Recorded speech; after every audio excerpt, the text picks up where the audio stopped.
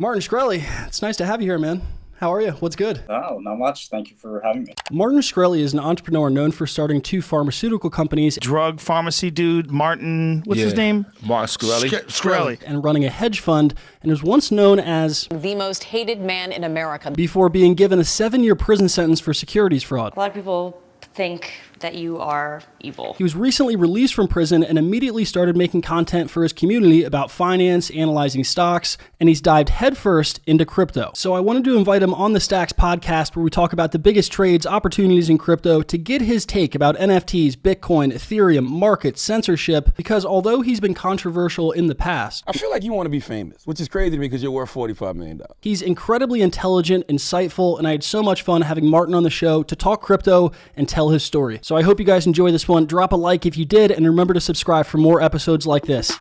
There's only one way out from here, and that's up. I'm glad we finally got to connect. I see you're back into the YouTube side of things. You've been active streaming there. What are you not allowed to do? I know you're streaming right now because you're kind of stuck at home. Like, what's life been like now that you're out? It's been crazy. So it's funny because when you get released from jail, you think, okay, great, life goes back to normal. I'm going to be free. But the reality is it actually is sort of like a hurry up and wait thing. So I've had to, and like some of my friends are upset. They're like, Martin, what the fuck? You've been home. I see you on TV. You don't have time for me. I hate you. And I'm like, no, I can't go anywhere without permission. And, that ends next week. So I have to like get pre-approval to go to work, pre-approval to go to the doctor, pre-approval to go really wherever. And so that finally ends next week. And then my friends can actually hate me for good reason. But for now. And then you're a free man. Yeah, I mean, pseudo-free, like it's funny, I still have probation, which is a 3-year process. It's sort of like post-release supervision or something like that. So like when these people like dig their claws into you, they it's hard to like sort of free yourself. Like the same thing's gonna happen to is it Virgil from the Ethereum the guy in team? Korea? Yeah. Yeah. No, he got in trouble for allegedly. Yeah. So like he went to the same jail I went to. Like he's going through the same exact thing, and like he got pretty much the same amount of time, and it's miserable. But like once you leave and you're like, okay, I'm finally done. It's like no, you're not. You have to like check in every 2 weeks, do random drug tests, stuff like that. And it's a real, again, I'm not complaining in the sense that it's part of the punishment. It's kind of what you sign up for. But at the same time, it's not like I'm home and I can do whatever I want. It's still pretty restricted. After you're a free man, like, is there any restrictions on what you're allowed to do for work? You're allowed to play in stocks. You've been doing that on stream, so you're still allowed to invest. Are you allowed to manage money? Are you allowed to build another pharmaceutical empire? Like, what are the restrictions past that? How deep do they dig their claws? Yeah, it's case specific. So each person has different restrictions. Like a person who let's say got in trouble selling drugs, which is about half the federal inmate population. Those inmates really have no restrictions coming home. I mean, they're pretty much, the only one restriction that we all share is we generally can't vote again, although even that's changed. Yeah. That's changed a bit. So you can regain your right to vote. And then we can basically never bear a firearm ever again. So I'm not a gun guy to begin with. I'm from New York City. We don't have guns here, theoretically. So I don't follow the gun stuff anyway, but those are kind of the 2 restrictions everyone has, no matter what. And then after that, it depends. So like financial crime, usually you have some kind of SEC sanction. So I have an investment advisor sanction, so I can't be an investment advisor. But if you look at what that actually is, and remember that the US is the only country that the SEC sort of governs, that sort of, leaves sort of a lot of white space. And then I got into this really crazy litigation. It's like the craziest thing you've ever heard if you have the time to process it. I was sued by the Federal Trade Commission, which is kind of the monopoly police. And the FTC is arguably in my opinion, the least effective, most sort of bureaucratic and sort of most, like superfluous or useless part of the US government's alphabet soup. And that's saying a lot. As kind of a libertarian, I'd say that's quite a competition to gain that honor. And so in my opinion, the FTC has never done one useful thing for America. And it's been, about 100 years of the FTC's existence. So they're supposed to sort of stop monopolies and stop competition, but it never works out. Like they never actually accomplish that. Like in 2000, they tried to stop the merger of AT&T and Time Warner because AOL, and Time Warner, because they feared that they would create a media juggernaut heretofore unseen by mankind, and it would dominate all of our media. And we live in a world where we'd only have AOL, Time Warner, and nothing else to choose from. And obviously, we look back and like, wow, what a fucking retarded, kind of way to estimate what would happen. And they constantly do this. Like they always get it wrong. And they actually lose a lot in court. So what they did to me is I'm the first person in the history of America, get this, to ever be charged with a monopoly as a personal violation. So usually when the FTC says you're monopolizing, they do it to a company. So they did Microsoft, but not Bill Gates. They did it to Facebook, but not Mark Zuckerberg. They did it to Standard Oil, but not John D. Rockefeller, which is what this whole thing was created for.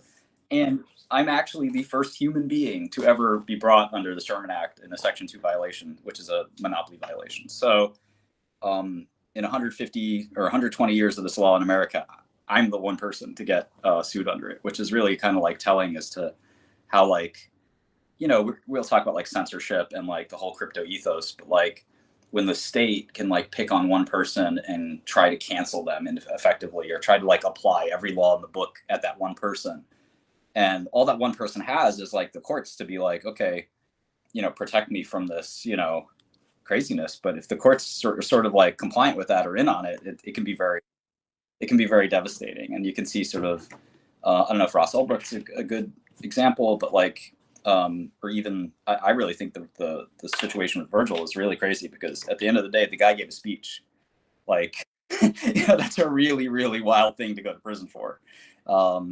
Giving a 1 hour talk is something that to get 5 years in prison over a 1 hour talk is probably the craziest thing in the world about crypto, basically. He probably shouldn't have done it, obviously, but the whole idea of we think we live in this free country that, oh, it can't happen to me. There's no way, the government could pick on me. There's protections for that, right? No, not really. Anything can happen at any time.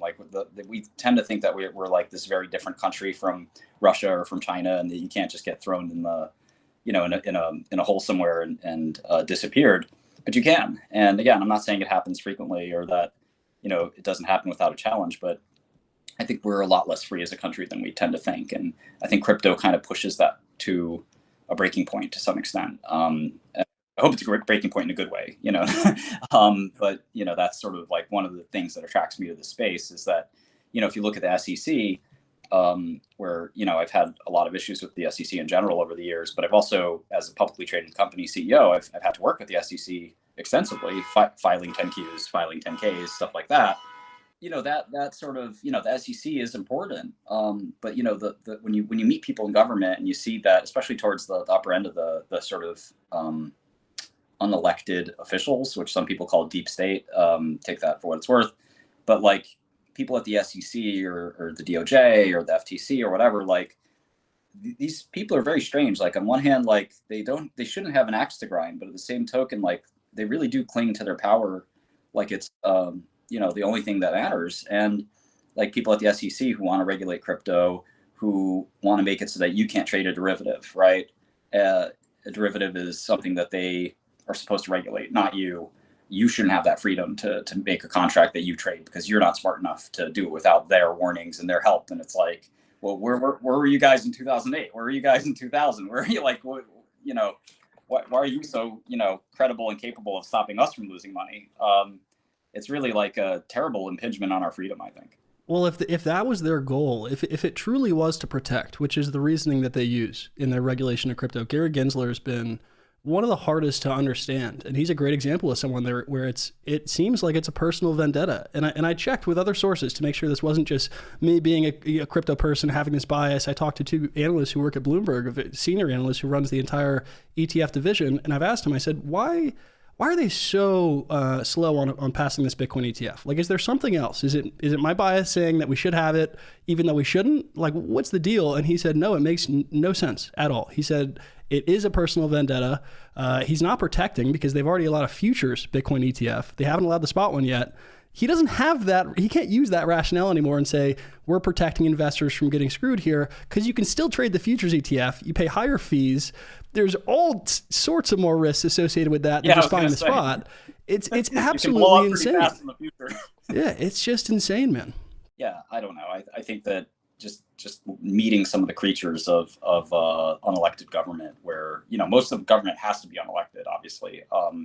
But, you know, I think the people that do that are not doing it for the best intentions. You know, they're sort of doing it for, you know, that's why I enjoy it when a business person joins government, because it's sort of like, okay, this person doesn't need the money to you know, to do this job. But the people that join the government and then they sort of parlay that into a lawyer job or a lobbyist job, like I see that every day. I have tons of those types of people that work for me, and it's really amazing to sort of watch that sort of greed, because ultimately they're putting their interests before the interests of the state. And, you know, they're supposed to be public servants, right? That word is sort of gone. And you got people that like really want to do that, like the former CFTC chairman, Giancarlo, who is a friend to crypto. And then you got people like Gensler who are like, well, if crypto has the potential to make the SEC turn from an entity with 10,000 employees and 6 buildings to like a couple of folding chairs. And, you know, that's something that, you know, in like, you know, the attic of like some other Washington building. Like, and if we let that happen, what becomes of my resume? What becomes of all these people that work here? What becomes of like the whole apparatus that we've created? Like that becomes like a joke. And obviously maybe in some dark recess of their mind, they think that that's like America's leader in business for a reason. And maybe it's because what we have works. And that's probably true, right? Like we have the best capital markets, we have the best this, we have the best that, but at the same time, it doesn't mean it can't be improved. And I think that I kind of understand to some extent their rationale of like, okay, let's not, you know, go fast and break things when it comes to securities markets. And we have seen some things break in crypto, right? And so it's not like, you know, it's been, you know, the perfect experiment, but, you know, it is really exciting, especially the possibility of 24-hour liquidity, you know, AMMs. There's so many great innovations that are happening here that will find their way to capital markets, whether we like it or not, or definitely whether the SEC likes it or not. And I think that, like, you know, can we, you know, find a way to do this without too much overreach? And I think the government's sort of balanced it okay sometimes. Like, I think the SEC can be a little less litigious, ideally, but in general, it's not like they've like embarrassingly like tried to stop. I mean, like I think other than the Ripple litigation, you know, there hasn't been a really, or, you know, and as well as like you're saying, the Bitcoin ETFs, you know, there hasn't been a terrible like sort of, you know, I mean, I think they've probably been curbed by better voices, or different voices and better reasoning. But I think left to their own devices, we probably would have a complete crypto ban.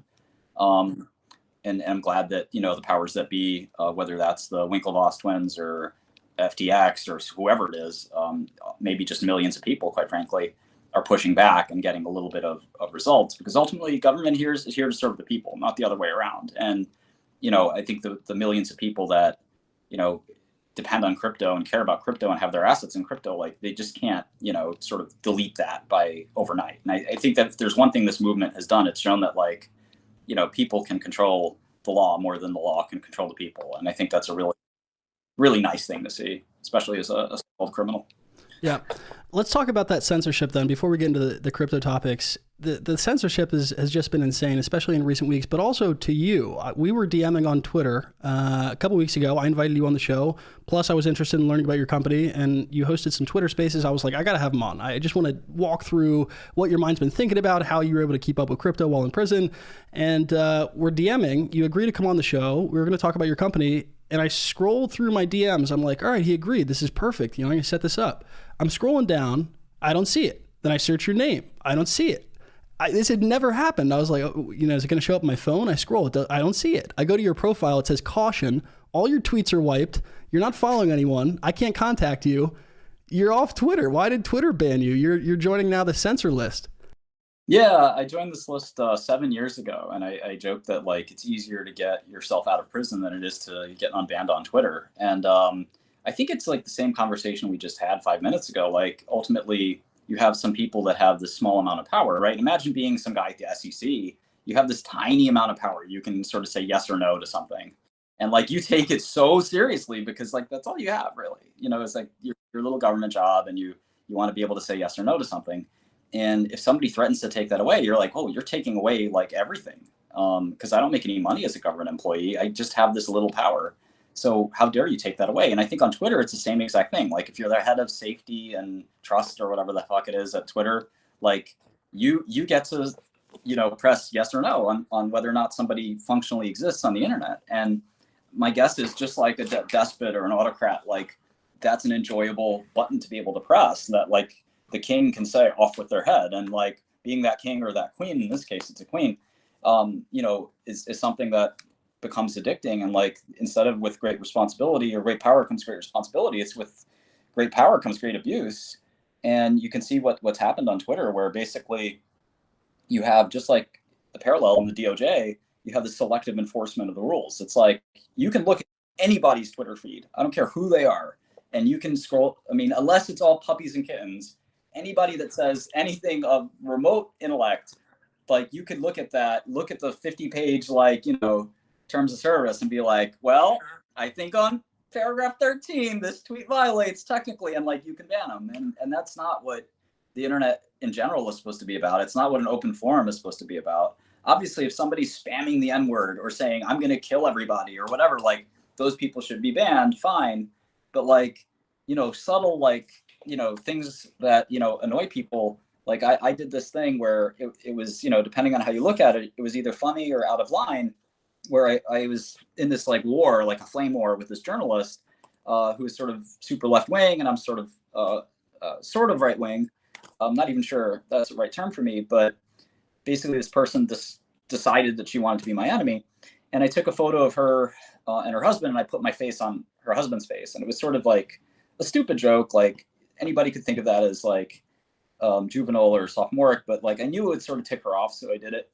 And and that's kind of the way internet flame wars work, right? Like you just say whatever to get under your opponent's skin. Obviously there are lines I won't cross, but that didn't seem like the worst thing in the world.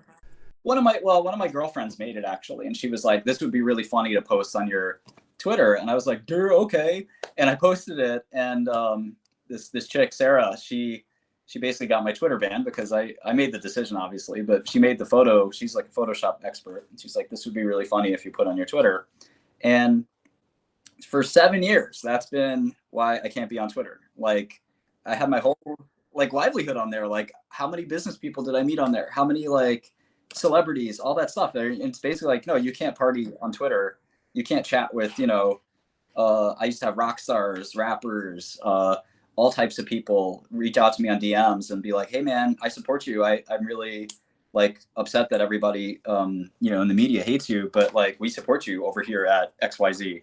And it'd be shocking to see how many like football players, rock bands, rappers, dozens and dozens of people of serious importance in business and wherever we're like, we support you. We're just afraid, we're afraid like we'll get canceled or like, and I think that's such a sad and scary place to be, where Twitter can censor the president, or Twitter can, censor somebody. They seem to overwhelmingly censor people that have kind of like views that are against the Twitter general view. And I actually hired a bunch of people who worked at Twitter, software engineers, and they confirmed that like you have this very like, it's a company based in San Fran.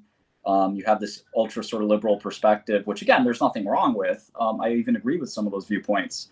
The problem is when you take those viewpoints and export them to the whole company, you export them to the whole world, and though you make that the standard for behavior, like there are some people out there that believe in, I'm atheist, for instance, but there are people that believe in deeply held like beliefs of Catholicism, and they find certain things offensive that others would find their views offensive. And we have to find a way to sort of on the internet that, is supposed to be a place for everyone. And what's funny is if you look at the other side of things, you end up on Twitter, like you have accounts associated with like jihadist movements and like stuff like that, and they don't get banned. And you're just sitting there like, okay, like maybe I made one, joke that was over the line or something like that. But like, can that person block me? Can't you just like restrict my account for a month or something? Like, is this really like something where I can't be on the internet ever again? Like, this is such a crazy That's been the strangest part for me, because if you look at the people that have been banned, at least high profile names, right? You have President Trump, ex-president.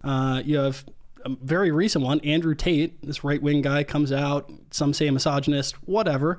He's just sharing some ideas. I think most of the time it was on purpose just to get a lot of attention. Then you have Alex Jones, right? And whether or not you agree with those people or like those people, I could kind of see at least, I could understand why Twitter would try to ban them, whether they don't agree with Twitter's political stance or they could say it was dangerous, whatever. I could see the rationale. But for someone like you and some of the other accounts I've seen banned in crypto, it is such a reach to say that it's either dangerous or that the views are so hurtful, or it's just crazy. It's like Twitter is not, I understand it's a private company, they're allowed to do that, but these things are having so much power now. Unless you have a Twitter, as you said, it's hard to get an idea out there. That is the only way that some people have to get ideas that can spread. That's how the algos work.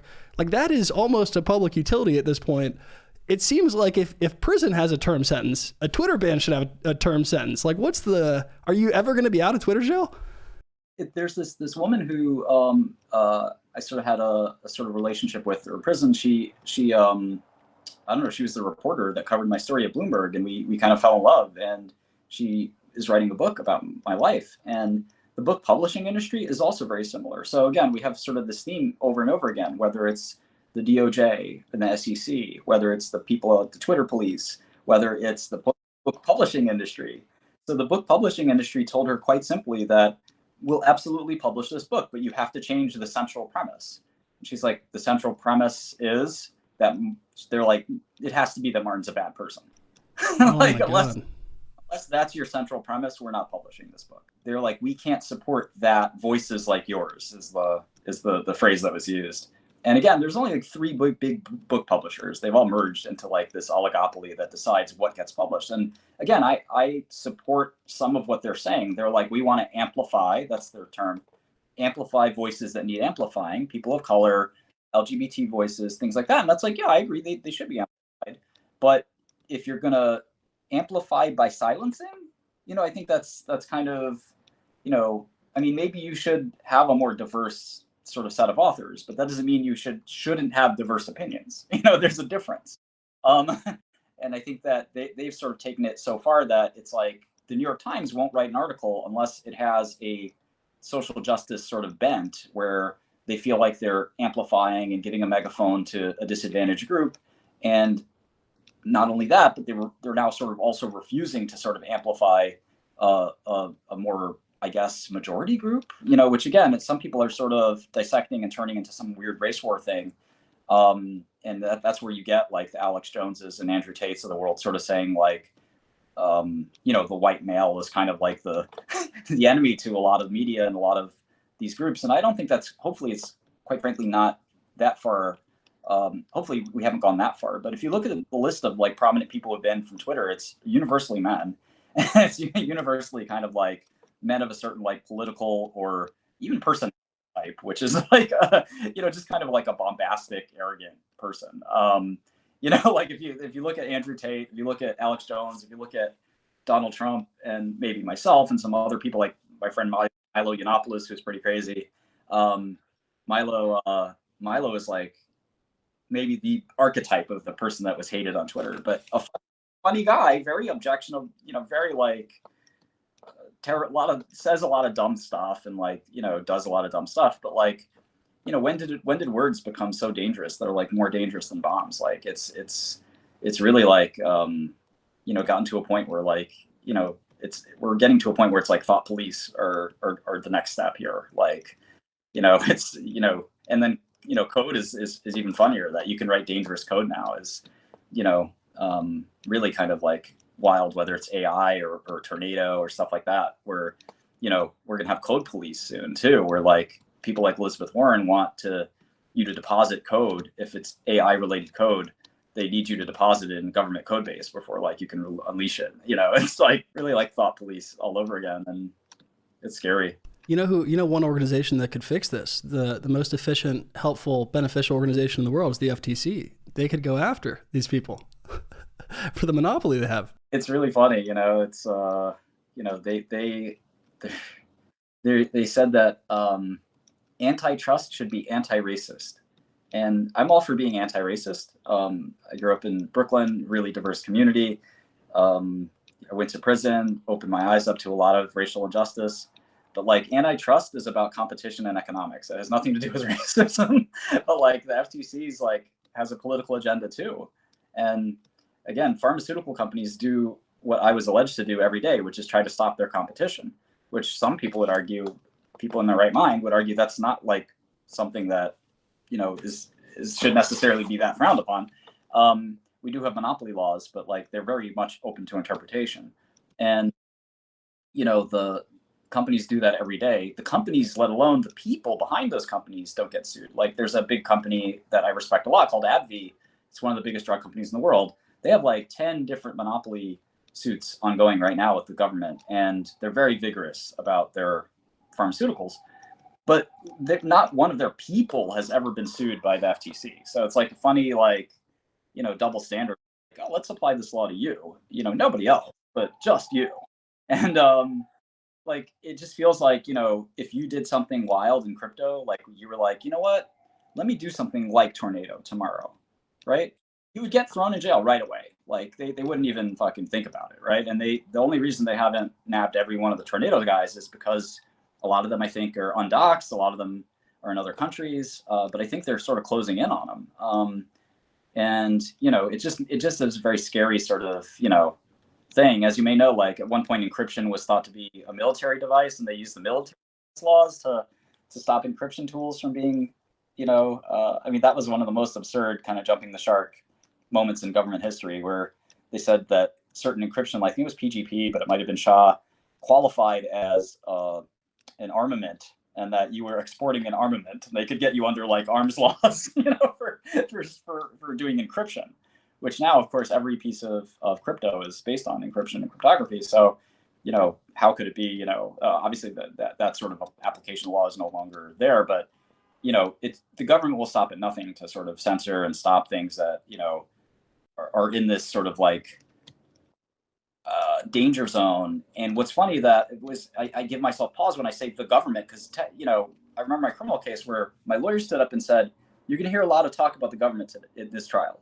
The government this, the government that. And he said, you know what? One thing you should understand is the government is you. You are the government. And I smiled so much when I heard that, even though I could see my life flashing before my eyes in a jury trial. Because like those 12 people, for all intents and purposes, they were the government in that case. And I think that that's important for all of us to keep in mind, that ultimately, if we all adopt crypto, like the SEC, the FTC, all those people can say whatever they want. But if 100 million people in America are using crypto, they can't lock us all up, you know. And they also will realize that, oh shit, it'd be really unpopular to ban Bitcoin, because I think in their heart of hearts, there's a ton of senators and a ton of people, that legislators and whatever, they'd love to ban crypto today. They'd make Bitcoin illegal tomorrow if they knew that they could do it without being unpopular, but they'd be thrown out in their next election. Well, that's one of the most exciting developments, is how many senators and people in government now are supporting it and genuinely involved and interested. I want to get into that. I want to get into the Bitcoin, but first, the reason I set this whole thing up was, it was one of the wildest moments for me. I had followed you loosely, like before you went to prison, understood, you know, when you were the most hated man in America, that was, you know, what you'd see in the headlines. I'd watched some interviews and whatnot, but you had this moment, you come out of jail, and one of the first things you do is hop on a Twitter space. And this happens all the time. People set up Twitter spaces. They do it for company announcements. They do it if they have whatever, some big idea. You have influencers, investors. They do this all the time. With you, though, you set up this Twitter account with a name that wasn't even yours. Your name wasn't Martin Shkreli. It was Enrique. You said you were a reggaeton artist. And I hop in there. I see some people say it's the real you, so I listen. And I start scrolling down the list of the people in this Twitter space. And it's, you know, some of the top VCs in the world. It's some of the largest tech CEOs. Like, the list of people in there was ridiculous. Like, a lot of brilliant minds, a lot of people that I follow and respect, and thousands of crypto people. I was like, okay, what's going on here? And for hours, you just did a Q&A and talked about your view on the world and view on markets and how you think things are developing. And it was such a contrast to how I'd seen you be portrayed. You have people coming up on stage over and over for hours, that first stream you did, and thanking you. They were like, Martin, thank you so much for doing this. And you were empathetic. It was such a strange thing to experience when that's all you're pushed. It's like, most hated man in America. This guy's evil. It's this and this. And then that comes out Why did you get such a rap? Like, why did you have the FTC going after just you? Why were you the first guy to have that? Why did the media hate you so much? Was it all because of the drug race? What started this all? I think the biggest thing is that I would engage very much on the same terms as those people. So like, and I would like roll up my sleeves and like tell people in the media, like, listen, you can write whatever you want about me. It's not going to matter. Like, you have zero power. You know, your publication is irrelevant. Like, I will, you know, I have a bigger audience than you do. Like, I can say and do whatever I want, and you can't do anything about it. And to a large extent, still think that's true. Like, when the Huffington Post asked me for a quote, I had a very famous response, which was not very kind and like very booth and unprofessional. But like, I felt like if as a journalist, your sort of angle is evident, right? And like you have a clear as day sort of perspective that you're here to write a hatchet job, and like you have a perfunctory kind of like journalistic responsibility to get a quote, and that's all you're doing. Like, I will be nasty to you if I feel like that's coming out and like you're being ignorant and like you have zero open mind as to the whole thing. I had a funny situation like this with this very small outlet that wrote about a controversy. I had a security incident, as you know, with one of my tokens, and this woman wrote this sort of like very like nasty article that like had this innuendo that I had something to do with this security incident, and she was willing to engage with me, and I found it to be like really amazingly refreshing. And she actually got upset because her bosses wouldn't really let her edit the article. So they made a change because I threaten litigation. Like, I take that stuff really seriously. And they softened it up quite a bit. But she's like, Martin, we should be issuing a retraction. Like, this is so obvious. Like, I pulled her behind the wall, behind the scenes. I'm like, here's the FBI agents I'm talking to. Here's a copy of my hard drive. Like, you could have everything. And she's like, all right, it's obvious that what happened here. And we jumped the gun and completely like had this wrong. And she's like, we still aren't changing it because like, it's too embarrassing and too like. That's crazy. Yeah. And I think that like I found somebody really great. This is a trans woman who is really intelligent, really smart. And she's like, Martin, this is why I hate my industry sometimes. Like, you know, we have this, like, the only reason I was assigned to write this article is because it was a chance to dunk on you. And like one of my editors wants to dunk on you, or whatever the term is, like, you know, kind of be able to talk some shit about you and make it be the news. And it's like, if I donate like $10 million to something or something like that, like nobody will write that story. You know, if I do something right, nobody wants to write that story. It's not about reporting. It's about what narratives can we craft, what narratives can we make. And I think once I sort of decided to take the media on as an enemy, and I think, again, it was weird because I didn't do this in a big way. I just sort of did this in a one-on-one way. But I would like post like my responses to things, or like I would give comments like, I think the other day I was giving a comment to the Daily Beast where I said that I would agree to comment on the story if they bought my pictures from OnlyFans. That they sort of said that they wouldn't do that, and I said, listen, there's a picture there. It's a nip slip. It's $3. All you have to do is buy one fan's photo, and I'll give you all the comments you want. You could get an exclusive interview, and you know, obviously, I'm sort of being tongue in cheek, but this is exactly what I said, and they were like, yeah, no, we can't do that. But you know, trolling the media and like denigrating them to the standard that they belong in a lot of ways. And I'm saying there are plenty of great reporters out there that do real work, but I think that like people like you are replacing the media, right? People like me are replacing the media. Every one of us is becoming a reporter and being able to determine the truth for themselves without narratives, without like Joe Rogan is the biggest voice in the world, because even though he's, quite frankly, not, in my opinion, not even a smart person, like he's kind of an idiot in my eyes. And I don't listen to him, but a lot of my friends do, and they say he's really interesting, and you know, whatever. The point is, he's a guy with an opinion, and he likes to try to think about things from his own perspective and make up his own mind. I think he's wrong quite a bit, especially when it comes to things like healthcare. But you know, God bless him for doing that, because if no one else is willing to do it, then like, you know, we have to trust or like go to people like Joe Rogan, or try to be like Joe Rogan ourselves. And I think that with the proliferation of podcasts and streaming and stuff like that, it seems like damn near everybody has a podcast or a live stream or you know, at least a Twitter account, which kind of makes you your own reporter. And I think that's like, you know, at this point, that was sort of my point to the media. It was like, if I want to talk about something, I don't need you to do it. And they were used to sort of being like, huh, that's weird because most of the time you do need us. Most people will like pay to try to get on CBS or pay to try to get on NBC. And now I'm like, no, I'd say that you'd have to pay me because YouTube is paying me. So if you're not going to pay me, why would I fucking help you? Your business model is to sell ads on content. You want me to give you content for free by agreeing to an interview. It doesn't make sense. And not only that, but you're going to take my content and manipulate it and try to like steer it a certain way. Like, what part of this helps me? Like, this is a ridiculous deal. And I think people are seeing it for what it is. And there's a reason that Facebook is worth $500 billion, but the biggest media company isn't worth a fraction of that. So like CBS is worth like 20 billion or something. So like CBS wouldn't be an ant on Facebook's ass. And like, that's very jealousy, you know, that inspires a lot of jealousy and hatred and greed from somebody like a reporter at CBS or even a CEO at CBS, because they're sitting there like, man, we've been around for 50 years or longer. And Facebook is just like, boom, just like that, you know, is 20 times our size. You know, how does that happen? And the answer is, we're talking about it right now, which is like, people want the truth. They want real news and they want to make up their own minds. And Facebook and Google and Twitter allow you to do that. Whereas these other media companies are just sort of, we're learning more and more, contrived. And, you know, again, you know, I'm surprised that they haven't sort of tried harder to denigrate crypto. And that brings me to somebody I want to talk about named Molly White, who writes this, I guess it's a blog called Web3 is Going Great.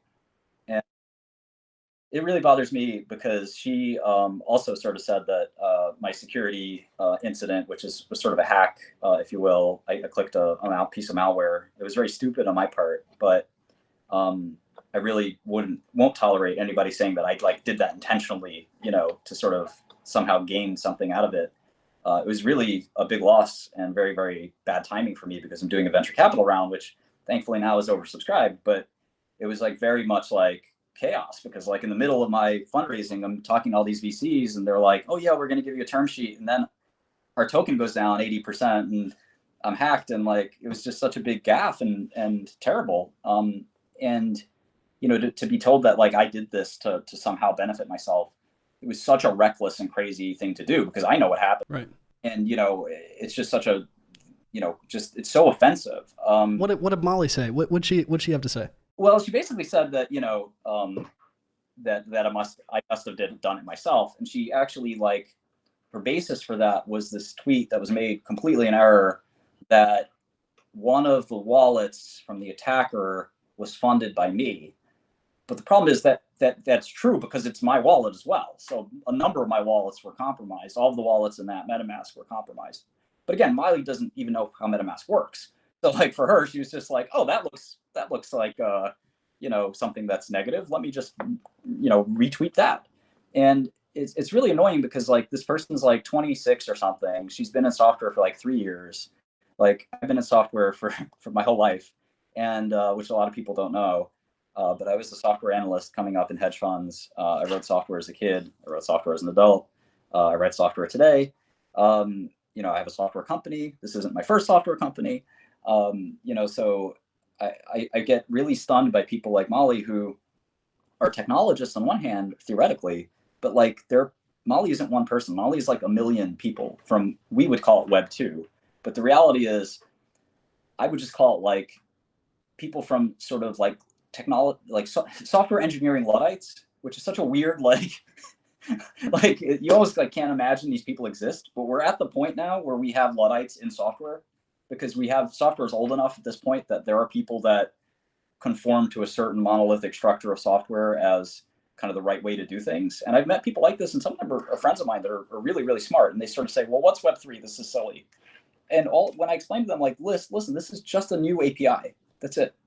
If you don't want to use it, don't use it. If you want to use it, you think it could help your software, use it. And unfortunately for people like Molly, it becomes like a rallying cry of like, no, this stuff is bad or this stuff is no good. And it's like, okay, well, I don't like MongoDB, so I don't use MongoDB, but I don't have a website that says MongoDB sucks. Like, and like every time a MongoDB, you know, a Mongo database gets hacked, I like try to like evangelize the world that Mongo's evil. Like, it's just such a weird angle to take. And for her, like, there's never been a crypto project or a Web3 project or anything like that that's been positive. And to me, that's like just lunacy. Like, there's a lot to this space that is kind of absurd. Like, NFTs are a bit absurd. Some of the like, obvious DeFi stuff can be a little absurd, but like stable coins are undeniably a major innovation. Like undeniably, if you've ever dealt with any amount of money in your life, especially cross borders, transnational money payments. I mean, these are the hardest kind of payments to do. They're impossibly hard and impossibly shitty. So like anybody that's ever sent USD coin or Bitcoin for the first time, I did that in, quite a long time ago now, around 2012. And I was like, immediately like, I get this. Like, it's magical. It's a crazy thing. It's amazing, right? It makes PayPal look slow. Like if you're used to like doing international business where you're doing business in Switzerland and China and in wherever, like this just changes the game. Like you cannot deny that. Like I'm like a cynic and a skeptic and like a short seller and all this stuff. But like, so meeting people that are that close-minded who are also software engineers or purport to be, I think that's like, to me, just rather stunning. And like, again, I'm probably going to sue Molly just because she said some defamatory things. And I know that crypto is generally a place where people don't like litigation. But like for me, if you've ever started a company, it's so big for you, like as an emotional thing, like it's your baby, it's your tender. Life. Yeah. It really is. So when somebody says you're not a good father, okay, maybe I'm not the best father all the time. But when they say you're a child abuser, you're abusing your own baby, whoa, that you can't say that and not get away with it. And even Amber Heard had to learn her lesson, and Alex Jones had to learn his lesson when he said the impossibly stupid and crazy suggestion that Sandy Hook was not a massacre. There are consequences to things like that. And I think it's sort of time somebody sued Molly and tried to hold her accountable, because like, again, it's okay to be bearish on Web3. It's okay to be, kind of, skeptical of it. But like, let me see what her website is. This is the title of her website.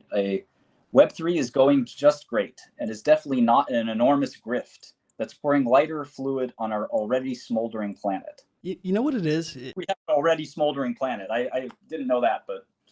You know what it seems like the problem for just generally crypto skeptics, but also people that, let's say someone just has a bias against you and you're genuinely interested in getting involved in crypto. You want to start this new company that is not related to anything you've done in the past. It's just the bias that they have coming into it of, oh, this guy, even if it was based on something which you could argue was totally right, which was raising that drug price, that's the only thing people might know you as. So when you come here, they say, oh, because he did that, this is probably another thing where he's trying to screw people over, or it's illegal. People's bias, both against crypto, but also like just personally, it affects so many decisions. Biases can really blind you. Yeah, and there's opportunity in that too. And I think that for me, like there's a lesson to learn too. I mean, I think that, I'd like to find a way to do something that's more obviously a positive thing. The software I'm making now is, for the first time, allows people to do very high-end scientific simulation for free, which when I was a kid, I wish I had the software. Like it's really an impressive sort of suite of software, but it's like the old newspaper saying, if it bleeds, it leads. Like people are more interested in a hack, people are more interested in, like, I'm just looking at Molly's website now, flash loan attack, Nets attacker, $370,000. Like in the scheme of things, like somebody just robbed a bank here yesterday for close to as much money. Like it's not a headline on Molly's website. Like a $370,000 hack, no offense, is just really not that big a deal. It happens like every day. So like, but there's actually true innovation happening on the blockchain that is changing lives in Africa and Asia and other places that are like creating economic benefit around the world, and reducing frictions and gatekeepers that are supposed to be like, if you're a real liberal, like this is the kind of thing that is the most like enabling and empowering technology we've maybe ever seen, right? The idea like, I can't get a bank account opened at JP Morgan because JP Morgan thinks I'm a bad person. Well, what's to stop JP Morgan from thinking that you're a bad person, or the next person's a bad person, or you're a bad person if you're gay or black or whatever? I'm one tweet away. Right. You're one tweet away from being canceled by JP Morgan. And we don't know what JP Morgan's mood is today. Today it could be this, tomorrow it could be, and today maybe they're doing the right thing by banning right-wing people, but maybe tomorrow it'll be left-wing people they ban, right? We just don't know. And like, so the idea that like we should be beholden to banks and their political opinions on any given day of the week, like, no, fuck that. Like, I should be my own bank. Like, I should be able to hold my money as a custodian. Like, I don't need JP Morgan to tell me what's right and what's wrong. And I think that people like Molly, if they like just had all the screws in their head tightened, like they could have that positive liberal heart and apply it in a way that makes sense. That you know, again, in this case, would view some parts of crypto as positive. You don't have to view all of crypto as positive. I mostly dislike NFTs. I mostly, dislike DeFi. Like, there's a bunch of shit about crypto that I don't like, but that doesn't mean that the entire thing is useless. If you want to tell me that zero knowledge proofs are useless and that, that the Turing Award shouldn't have been awarded, to certain people, like, I'm sorry, but like, you don't have the qualifications to like, to seriously debate that. And I think like, it's clear that some of these are truly serious advances in computer science. And again, don't use them. That's fine. But like, I think to try to paint this brush of that, like crypto sucks is to me, like, just, it's not even dumb. It's just like, it's so short-sighted and ridiculous that it's just offensive. And, again, there's a lot to sort of make fun of about crypto, but at the same time, like, I think 10 years from now, or even 5 years from now, I don't think there'll be one website that doesn't have a MetaMask implementation. I don't think there'll be one website that doesn't have some kind of zero knowledge, utility, or using zero knowledge proofs in some way, shape, or form. Like, this stuff could actually protect our security more than it has so far. And we're living in a world that maybe isn't a dumpster fire or whatever, a smoldering planet. But like, if you look at Twitter, like the amount of bots and the amount of censorship, like that's arguably what's smoldering. So I think that, we do have a long way to go in sort of like changing the minds of everybody on crypto. And like, I certainly like understand the criticism about me. And like, I've tried my hardest to sort of explain why I think we need a healthy pharmaceutical industry, and the pharmaceutical industry does a ton of good. And I feel bad for having kind of like contributed to the decline of the reputation of the industry. But I also think like, the onus is on me to some extent to help correct that. So part of my new startup is kind of evangelizing pharmaceutical discovery and research and science in general, and just trying to show people like, how is this like whole like sausage made? Like, how does a drug actually get discovered and get created? And it's actually quite a bit different from what I think most people think, that like some guys are like sitting in a lab and like just mixing chemicals and seeing what happens. And the reality is like, it actually starts quite a bit on a computer. With the amount of bioinformatics data we have, I was naturally sort of attracted to taking this stuff and saying, okay, well, what can we do with computers, especially as crypto matures and as the internet and Moore's law matures? Can we take this huge amount of information that sits in databases and convert them to medicine? And that is actually what people at Pfizer and Merck do for a living. They're looking at tons of information and then they're deciding what to do on the lab side. But the lab side is actually almost like a foregone conclusion. Like, you design your experiment on a computer, you send the instructions on a computer, you wait for the results come back, and you plan your next experiment. And it actually can completely be done from an office. In fact, if you go to Pfizer's headquarters or other Pfizer facilities, oftentimes like they're actually not actually conducting the science there. They're often doing that through a CRO like WuXi. Or other companies, and just planning and administering all the data. It's really a data business and a compute business as well, because these computer simulations are really hard to do. So for me, I sort of said, well, Bitcoin, there's this supercomputer list called the top 500 that I've followed for a very long time. And these supercomputers cost a lot of money to make and maintain. They're usually done by governments and research labs. And Bitcoin would actually be 80,000 times faster than the single fastest supercomputer in the world, if it were on that list and counted. It's obviously not a single computer, but that sort of amazed me. And I'm sort of sitting there, and maybe this is what Molly's sort of talking about when she says smoldering planet, talking about electricity usage and climate change. And I actually have some point of agreeing with that a little bit, that it'd be nice if we could use all that hash power for something other than calculating nonces, in random numbers, that we could actually use that to like calculate things like pharmaceutical simulations that could actually be, I'm not saying Bitcoin isn't beneficial, but I think that it could possibly be, more beneficial to do simulations on potentially life-saving medicines, for instance. Before I get into your startup, because I have a ton of questions there, I have to ask, like, when you went away, crypto wasn't what it is today. Like Bitcoin, it was 2017, Bitcoin was coming up and it was kind of getting mainstream. ETH was barely a thing. There wasn't an NFT ecosystem. There wasn't DeFi. There wasn't these competing layer ones. You go away, you're in prison, and when you come out, you're already up to speed on, you've used Uniswap, you know about different layer ones, you know about the trade-offs, you were totally up to speed on things. How the hell did you manage to do that? I think you told a story once on the Twitter space.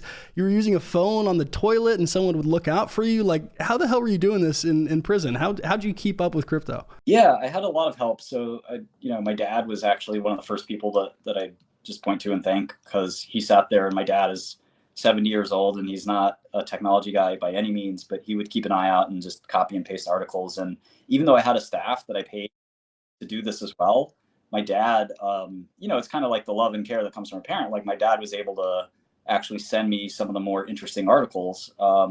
He was just like randomly click stuff. And if you knew my dad, he was just like randomly clicking and just copying and pasting. And I would just sit by an email waiting for these emails, and they were as good or better than the stuff I was paying people to do. So I had some help from friends and people that were like, friends and staff, like just people that, were really in my corner helping me, while I was away. So many friends that were willing to sort of, keep me updated and keep me up to speed. My brother, we'd have these 15-minute prison phone calls. They're limited by 15 minutes. So they hang up automatically at 15 minutes. My brother would read me the entire CoinMarketCap list as far as he could go in 15 minutes. What, price updates or what? News updates? What was it? I would ask him for price and market cap. So I would call different things, right? And for him, my brother knows the drill. He probably is like flashbacks of it where I'm like, all right, number 2, all right, number 3. And he'd be like, Bitcoin, Ethereum, Binance, USD, he would just like USD coin, he'd go through all the wall and like he'd mispronounce them and stuff. It'd be hilarious. I would just write them down. And if it was like some coin I never heard of, I was like, all right, Google that. Okay, yeah, what does that say? Steppen? What the fuck is Steppen? I was like, then I would teach him. I was like, dude, can you download this Steppen thing? And he'd be like, not working. And then one day I was like, yeah, just go on Decentraland, see if there's any people there. Go try to talk to them. And he's like, Martin, I don't want to do this. This is scary. And so like I would just recruit my friends and family to teach me and help me, but like I would also try to like evangelize crypto for them. And it was like a really interesting process because like my friends aren't and my family aren't like cutting edge technology people. So like watching them struggle and kind of like seeing where the pain points were was also kind of like interesting. And then everybody in jail was fascinated by crypto, including the guards. Guards would ask me all the time, like, what should I do with Bitcoin, this and that. And I would like, just BS with them. And there'd be people there for crypto crimes occasionally. There are a number of hackers and stuff like that in prison. So I chat with them. And then there were just a ton of criminals in general that like had their own, everyone had their like Bitcoin origin story. Guys would be like, oh yeah, like veteran drug dealers would be like, oh yeah, I had this one thing where I was supposed to sell this, I won't say what drug, but sell some amount of this drug for this amount of money. And this guy wanted to give me Bitcoin and I almost killed him because I was like, what the fuck? Are you trying to rob me? And he was like, man, if I would have just taken that Bitcoin, I would have made millions. Oh, that's hilarious. Other people who actually did do that. And they were like, you know what? I make so much money from selling drugs. Go ahead, give me the Bitcoin. I'll see what happens. And like, they ended up becoming crypto people. Like I know a guy in there one guy who's actually still in there. He reached our prison maybe a year ago. So we were like ships passing in the night, but I got to know him fairly well. And he's got a Bored Ape. Like he was the one guy in prison with a Bored Ape. And a lot of guys didn't know what that was. And I was like, no, this guy is like legit. Like I was trying to explain to all the other prisoners, like, so what is like a cartoon? And I was like, yeah, but it's like really valuable. And they're like, I don't get it, man. I'm like, me neither, but it's cool. it's worthwhile. I'll say that. And so like there's a lot of and like when Ape dropped, like the whole Ape coin thing dropped, he was like ecstatic and like stressed out because he was worried that he couldn't claim it because he was in prison. And I think you had to go actually get your Ape token or something. So he was like, man, can you help me? Can you find somebody who could do that for me? And I'm like, I'll see what I can do. It was just such a crazy place. Like occasionally you could smuggle a cell phone in, occasionally you couldn't. Like there was just, it was so wild. But in general, I used Bitcoin initially from like 2004 to probably like 2017, quite frankly, to gamble. That was the major use case for me. I think for like money in general, like you have to have some ability to use it. And I think like obviously people who have saved their Bitcoin and things like that from the start are very smart. But like for me, I guess like it's like burning a hole in your pocket. It's like just a token. Like you can't do anything with it other than watch it trade. So for me, it was like fun to just gamble it, whether that was poker or sports or whatever. And like, gambling in America is very difficult to do, or at least it was. Still from a is. regulatory, still is, yeah, from a regulatory perspective. And Bitcoin sort of allows you to sort of be able to do that with a little privacy. So to me, that was one of the killer apps for Bitcoin and other crypto. I've heard you actually be a little bit bearish on Bitcoin, and correct me if I'm wrong or if I interpreted it wrong. You were kind of saying that, if things keep going the way they are, you're bullish on crypto, but generally don't think like Bitcoin's going to be the big winner here. It was the early thing. That's why, it has this large market cap, but it's going to get passed up. And I'm very curious because it kind of like really contradicts some of your points. I've heard you also talk about, you're not as bullish on U.S. equities. You kind of think if we were an empire, it's hard to make the case that we're still, gaining power. It looks a lot more like we're declining. And so, inflation's a problem. It's kind of like a lot of the things you talk about point to the thesis and why Bitcoin will do so well in the future. But I've heard you be a little bit less positive about Bitcoin's future. Can you explain that? Yeah. I've been short Bitcoin. So to be clear, I've been short Bitcoin since I was out of prison. Okay. And on and off before then too. I think like and maybe like all trades, like the one thing that people have to understand about investors in general is that they're wrong all the time. Yeah. Warren Buffett's wrong all the time. Owen's wrong all the time. Every investor's wrong all the time. And like if you're a good investor, you have 50, 100 bets, maybe 20 bets if you're a little bit wild. But like you have to make these bets and you live and die by the collection of bets. You don't live and die by one bet. And like for all I know, I'm completely wrong in Bitcoin, right? Like I have no conviction above anybody else's. But just my inkling is that like I think Bitcoin disappears over time, which I think is obviously very not the consensus, even probably amongst bears that have some intellect. Obviously, there are bears that are like, it's worthless. It's just the token. Like I understand Bitcoin and I like it, but it is a first generation blockchain. I think you've heard me say that. It is got serious limitations, and every time we try to build on those limitations, there's a lot of drama and controversy. I don't think these like splinter communities like Bitcoin Cash and SV have like done any favors for anybody. Like it's just sort of one of these like clusterfucks. Like if you've ever worked at a software company and you've ever had like these just nightmarish upgrades, which obviously Ether has had to go through too, like it can be really, really hard to do. Even having an engineer leave and like go to fix some old code base. There are code bases that banks still run from 1980, and nobody knows how to fix them and update them because they're from 1980.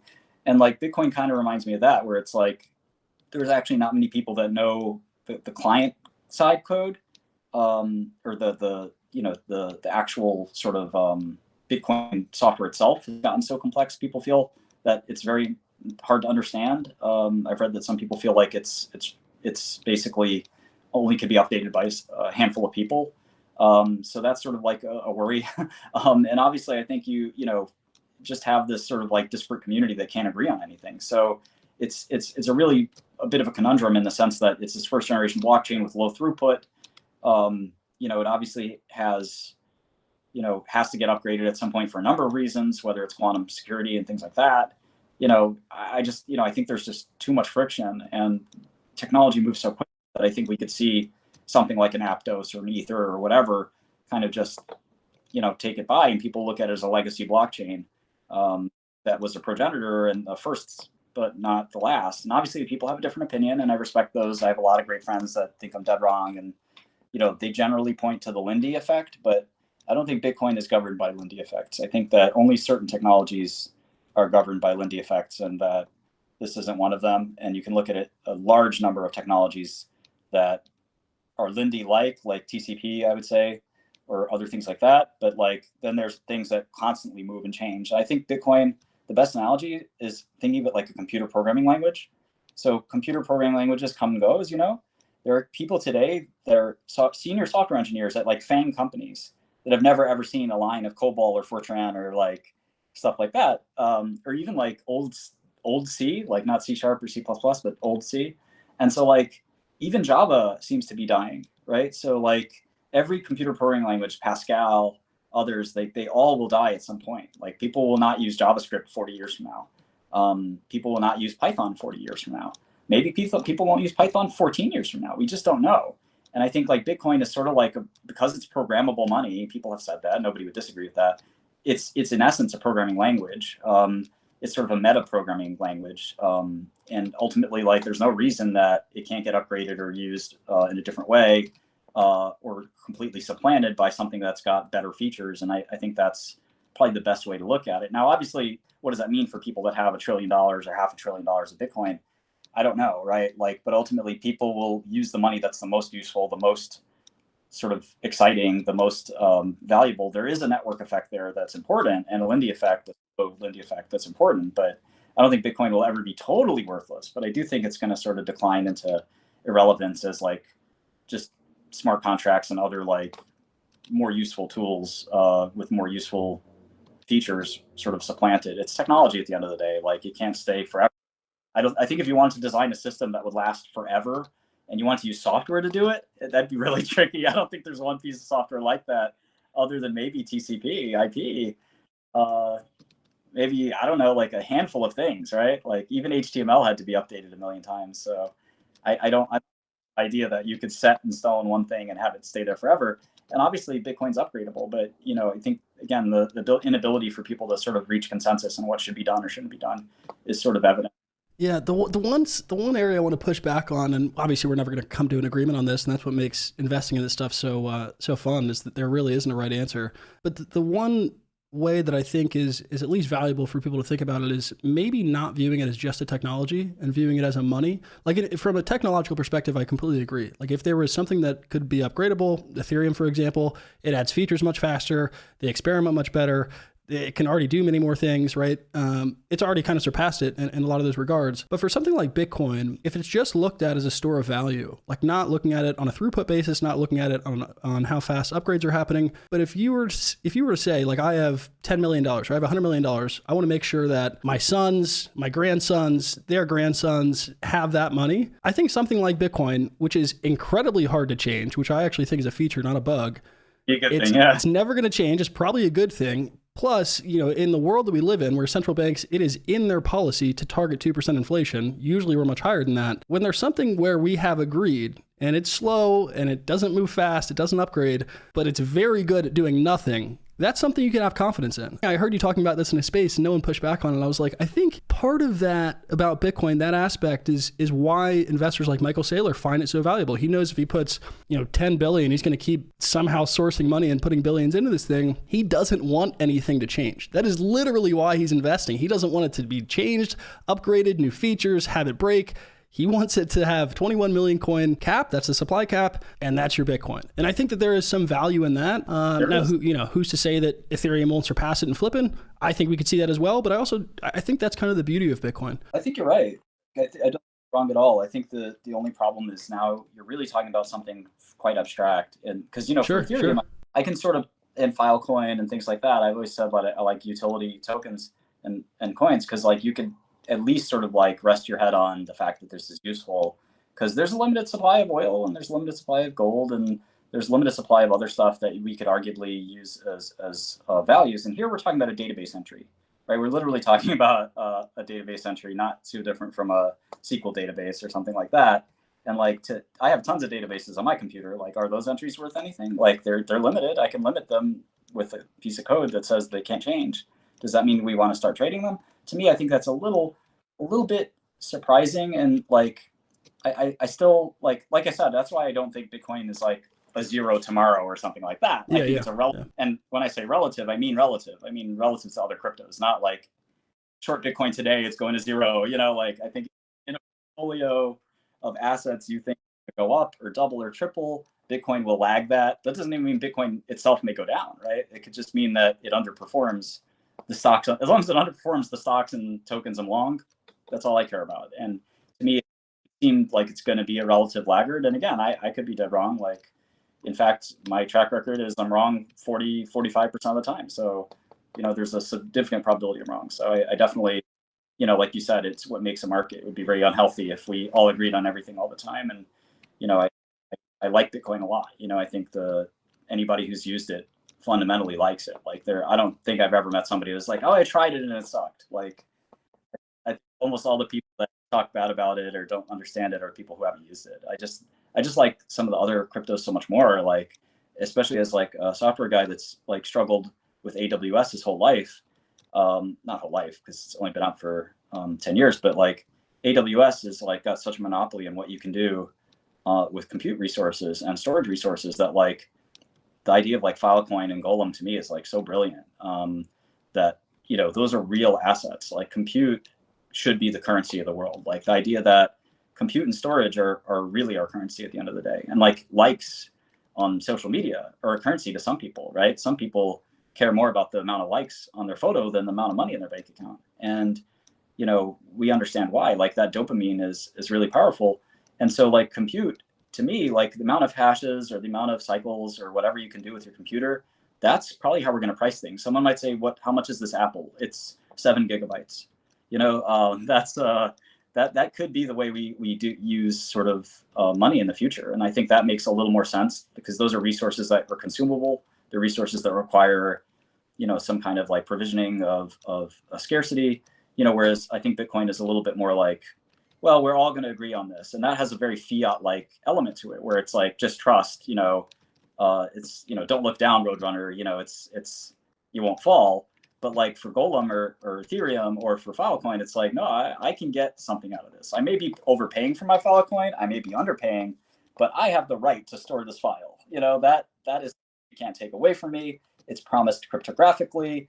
It's not censorable. I get all those benefits that Bitcoin gives you, but I actually have a consumable resource. And I think that's like, why would I want to sacrifice that? Like, what is Bitcoin giving me other than like a Lindy effect? You know, a history, basically, a cool history, an important history, but just a history that Filecoin or Ethereum has just as much right to that, creating that history. And, you know, one of the things that will never cease having demand for is compute and storage.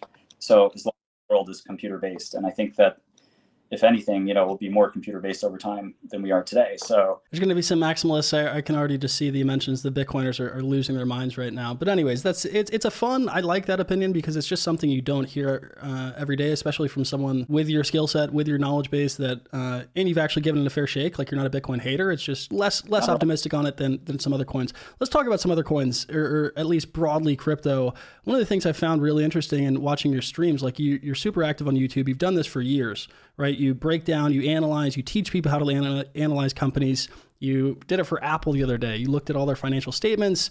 You looked for 8-10 years out in the future and we're analyzing the stock. And you spent like 2 hours doing this. And then at the end you said, well, guys, you know, sometimes you do the work. It's not that interesting. I'm going to sign off. Someone with your skill set, you understand programming, math, science, internet culture, and it plays a very big role in crypto. Knowing all those things and being able to combine that, I'm very curious. It seems like you kind of avoid a lot of the speculative games in crypto. You're so suited, it feels like, to be someone that should be spending time on the long short game of crypto in such an inefficient market versus US equities. Like if you're playing US equities, I don't care who you are, you're a small fish in a big pond. Like there's thousands of people with more money, more compute power that have analyzed Apple 10,000 times more than you, have better prediction. Like that's so hard to find edge at, and you're fighting over 0.5% versus in crypto, if you have a deeper understanding. I mean, there are coins out there where the only announcement, the only way to find out about a coin is scrolling their Discord. Maybe it's some, you know, guy on Twitter and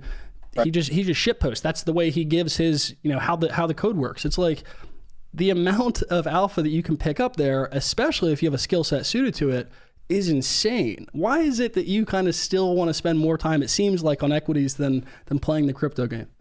It's funny, like, so I think if you told me today, lock yourself in this room, trade crypto for the next 12 months, even with starting capital of arguably close to nothing, maybe 100 grand or even less, I could probably make $100 million.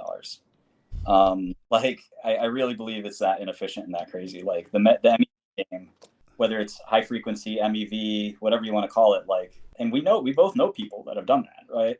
Like there are people that are literally billionaires that have billionaires from their bedroom. And just like the amount of shit you can do in crypto is so disgusting. Like being able to tell where stops are on major exchanges, right? And like exploit those, being able to do MEV, being able to do like, just like the creativity. Like I'm almost like, I'd be scared of doing it because like a lot of it is exploitative, right?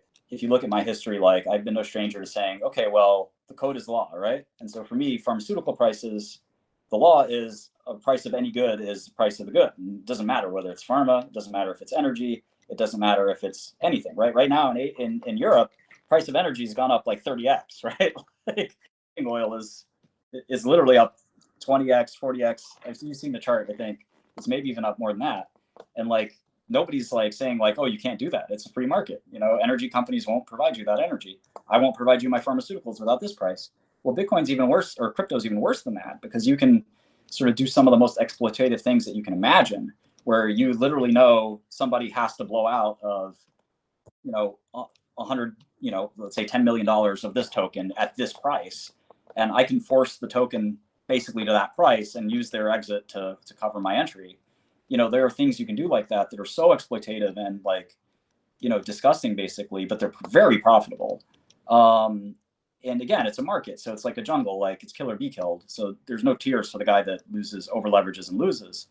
But like, to me, like that is ultimately just a fun, crazy game of poker. And like, I don't like that as much as I like real companies, like an Apple or like a Microsoft or very like Datadog or Okta or like other software companies, because they're making software that people use, they have revenue, they have stuff like that.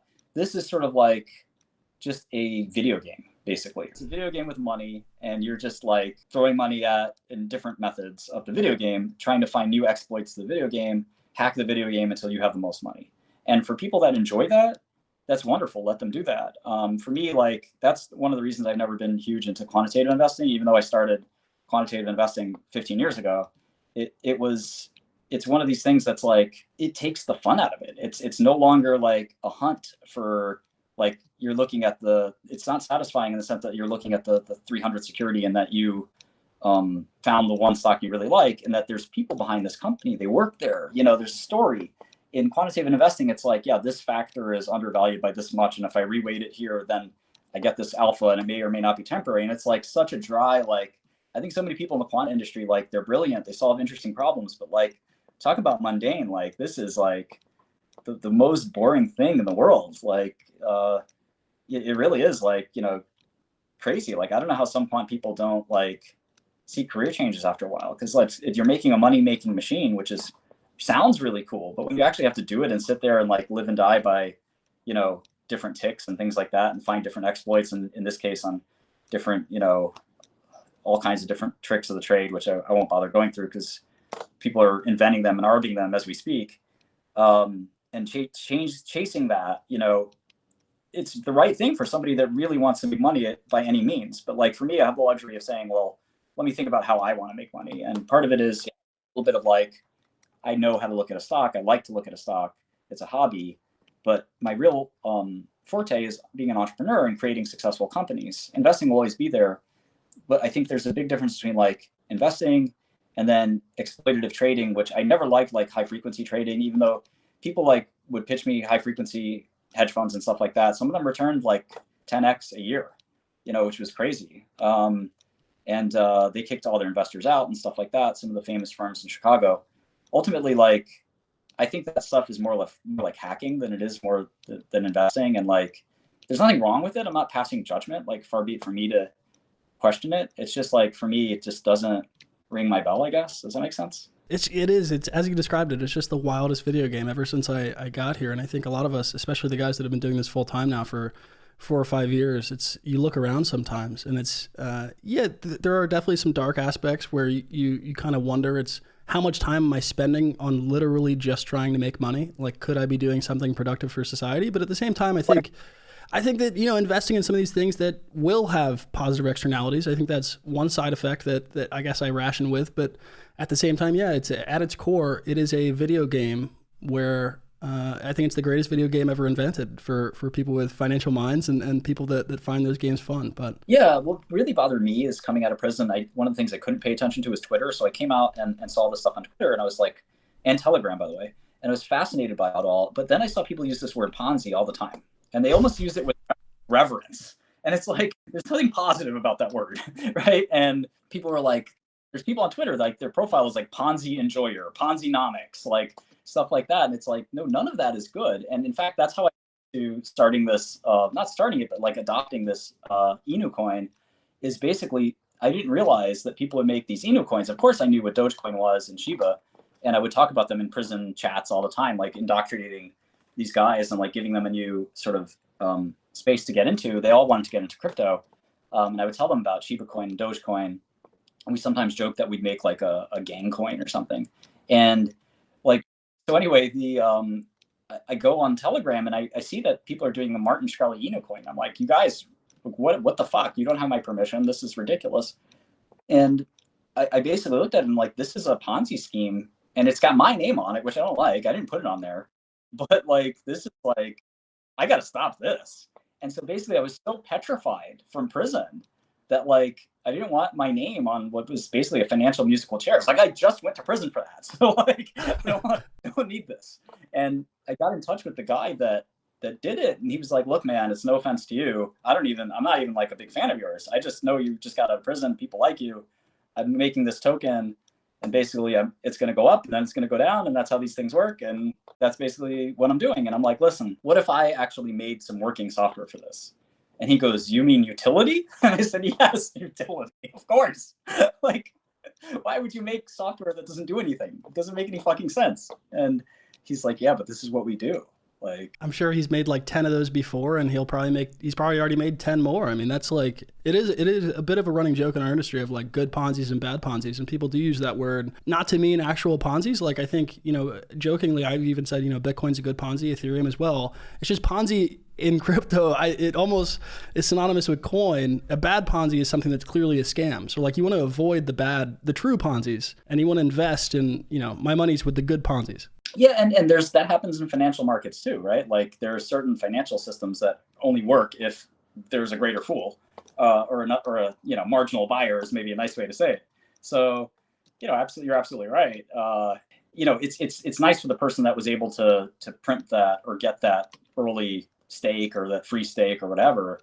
But for me, like, I was so like taken aback by that. Now I see it's sort of normal practice, but like I like just like I have to do something that turns this thing around, even though I didn't make it, and make it useful. And I have a number of projects like that, and I'm really excited about like trying to like work on the app layer of blockchain, because I think the infrastructure layer gets way too much attention and way too much tooling and like overinvestment. Because like, if you look at the amount of like DEXs and the amount of protocols and the amount, like, we don't need more of this stuff. What we actually need is, that's the stuff that we're supposed to build on top of, and we keep trying to like perfect that layer. And if you look at the traditional software industry, all of the value is on the app layer. None of the value is on the infrastructure layer. Nobody gets paid for TCP/IP. Nobody gets paid for example, DNS, right? And that's a software stack. That's a technology. But nobody gets paid for making a programming language. Nobody gets paid for a lot of middleware that exists, like Apache stuff. But everybody who makes apps gets paid, because that's sort of the proprietary stuff. Even operating systems these days don't even get paid. So like, you're pretty close to the top layer there, and the app layer, and like that stuff is starting to get less and less paid. But like Microsoft, the big software companies, Facebook, Google, like they're the biggest, most valuable companies, and they make apps, not infrastructure. And I think like the same thing is going to happen here, where like being able to do a wormhole or like a bridge or whatever, like that stuff's going to just there's no business for Uniswap, in my opinion. Like, there's no, like, anybody can make that front end, right? And that software is good. It's impressive. It's really useful. But like, eventually that's a commodity. Whereas the apps that constantly need to be updated, that's the stuff that I think will be valuable. And that's sort of the history of software. And I think it'll continue to be the case.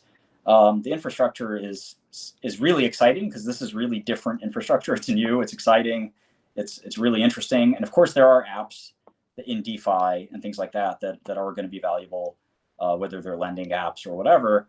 But I think that a lot of the core infrastructure itself is probably going to be less valuable than the people that take the stuff and actually run with it. And I think that you see, like, the same way Salesforce.com ate Oracle's lunch in CRM and other software like that, and Workday as well, against SAP and companies like that. Like, we're going to see the Workdays and Salesforces of tomorrow eat the lunch of the legacy software companies of today. And that could be a Google, that could be a Facebook that gets their a lunch aid, and it's very rare that the incumbent is smart enough to eat its own lunch. And so we're going to see companies. I don't know if it'll be a Filecoin that disintermediates AWS. That's probably a long shot.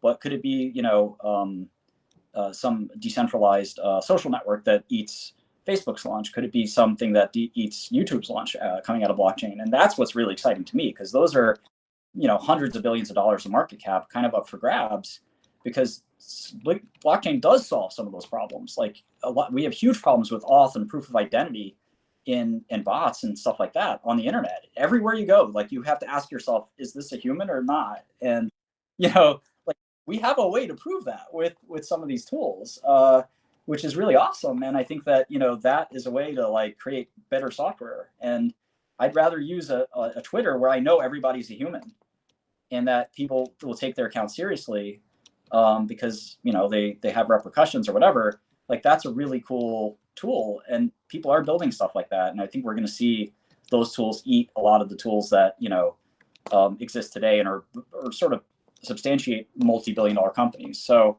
I'm really excited to see like the app layer of blockchain, and again, sort of a land grab, sort of take as much of it as I can, starting in simulation software, but ultimately doing a bunch of other things too, because I do think that software is going to undergo a seismic change. Obviously, there's going to be some software that doesn't change much because of blockchain, but I do think that a bunch of software will, and it's not a surprise that there are big companies starting to think about how they're going to blockchainify their business like that. We have to talk about NFTs. This is an area where it seems like also you're not as interested, but the interesting part for you is it seems like it was a concept that you were on before the rest of the world was. And what I mean by that is your purchase of the One of One Wu-Tang album back in the day for over $1 million, if I remember correctly. You're on The Breakfast Club. I saw a pretty famous interview now where Charlemagne, the God, is giving you shit, saying you're not a music guy. Why'd you buy this? You don't like hip hop. And I've seen Joe Rogan and those guys talk about it. He had the Wu-Tang Clan on, and they were getting mad that you owned it and what you should do with it. Like back then, that was a wild thing to do, to buy a one of one from an artist for that much money. People were kind of saying, is he just flexing? Maybe that was the reason you bought it. Who knows? But nowadays, that's normal. Like that's a lot of what NFTs are. Artists create something and fans can support it by buying it. And then also they get to participate in the financial upside. That's exactly what you did with the Wu-Tang album. It seems like that's a concept that you were excited about then, but now that NFTs are mainstream, you're less excited about it. What's the deal with that? I'm still excited about it. I think the bonding curve, or whatever you want to call it, is something that like some smarter artists have practiced. Nipsey Hussle did one very similar where he sold a limited number of records for quite a lot, and he did really well with it. And then there's a bunch of rock bands I like. What they do is they'll sell vinyls, and those vinyls are hand numbered. So they're hand numbered from 1 to 100, and they'll sell those for a premium. And like, so basically I think the problem with music and a lot of art books as well is that if you have a niche writer that you really like that, I don't know, writes a certain kind of fiction or maybe a certain kind of music that you really like for me, it's hardcore punk. And I've been in punk rock bands and I'm a guitar player and like, I like this style of music that nobody else likes. Like right now, it's like one of the least popular types of music, but people still like punk rock. It won't ever stop. And right now it's at its low and maybe it'll never come back, but there are people that love punk rock, like they breathe, eat and sleep. And they want to support the bands in that community and the artists in that community, but there's no way to do that other than buying a record for $10. And so the problem is, like, what I realized is these bands are suffering. And so I actually created a record label with the singer of a punk rock band called Thursday. And I was he was like, why are you doing this, Martin? Like, you're wasting $1 million. And I was like, I wouldn't have $1 million without your music. Like, your art is more important to me than $100 million. That's and cool. He was like, Mark, you're talking crazy now. And I'm like, it's not though. Like there's music that saves people's lives. There's music that it means everything to people. Like, I don't know what to tell you, but like music is so important, art in general. And so for me, like I sort of looked at it as, okay, I've become wealthy thanks to the pharmaceutical industry. What can I do to support the artists I really like, who right now they're making art that's not, being recognized, but I like it and I want to sort of patronize them and be able to sort of endow them. And we do that now more and more with OnlyFans and Patreon and stuff like that, where if I really, really like this one person on OnlyFans, I can basically single-handedly allow that person to make content, maybe not exclusively for me, but maybe even mostly for me. Like, and if that's really the way that you want to support that person, OnlyFans is obviously a little ridiculous, but that's the case too. And Radiohead did this a while back where they sold In Rainbows for like pay what you want type of price. And it's very telling that they never did that again. Because they came out with a lot of records after In Rainbows, but they're like, yeah, the name your price thing doesn't really work, right? And I think that NFTs, like, oh man, well, I think that the biggest problem I have with NFTs is just the kitschiness of like the whole 10,000 PFP thing. Like, let's make it a penguin, let's make it a seal, let's make it a like. Well, you own one though. You own Melodies. You like the Melodies, huh? These were like somebody gave one to me, so I was like, oh, what's this? And Melodies were interesting because it was basically a social engineering scheme, and I think they like pretended to be racist or something just to get it talked about. Yeah. Like, how crazy is that? I was like, and then that wasn't enough, so they like threw the other isms in there, like, well, we're misogynist too. Like, it was weird. Like, I even went down that rabbit hole. The crazier part about that was the first NFT selected, and now you're doing these Twitter spaces. There's all this attention on you. And then the Miladies go through this massive controversy, and it's like, oh my God, dude, this guy can't go a week without having everyone come after him. But I went down the whole the Milady rabbit hole, and like, I still don't know. Apparently it was a cult. It was a grooming cult. Like, I actually can't tell if they were doing some really sketchy shit or if they were just doing it for attention, whatever. I just like the art, and I honestly thought it was something entirely different. But yeah, I don't know. It's a weird thing. Complete stunt, like just really masterful social engineering. And it didn't do that well, right? Like, got to, like, you know, but for a little bit of art to be worth $10 million, like, there are people who, like, Van Gogh never made that much money his whole life, right? So, like, for somebody to do this project for, I mean, inflation adjusted, right? So Van Gogh, one of the most important artists ever, and the person who made Miladies in like 30 minutes, like, I do think there's something askew there. And I think other forms of art are more important than maybe visual art to a lot of people. Like, most people view music as fundamental to their life. Like, there are people who just can't live without their music. But I haven't met too many people that are like, I can't live without my Monet or my Monet or my Gauguin.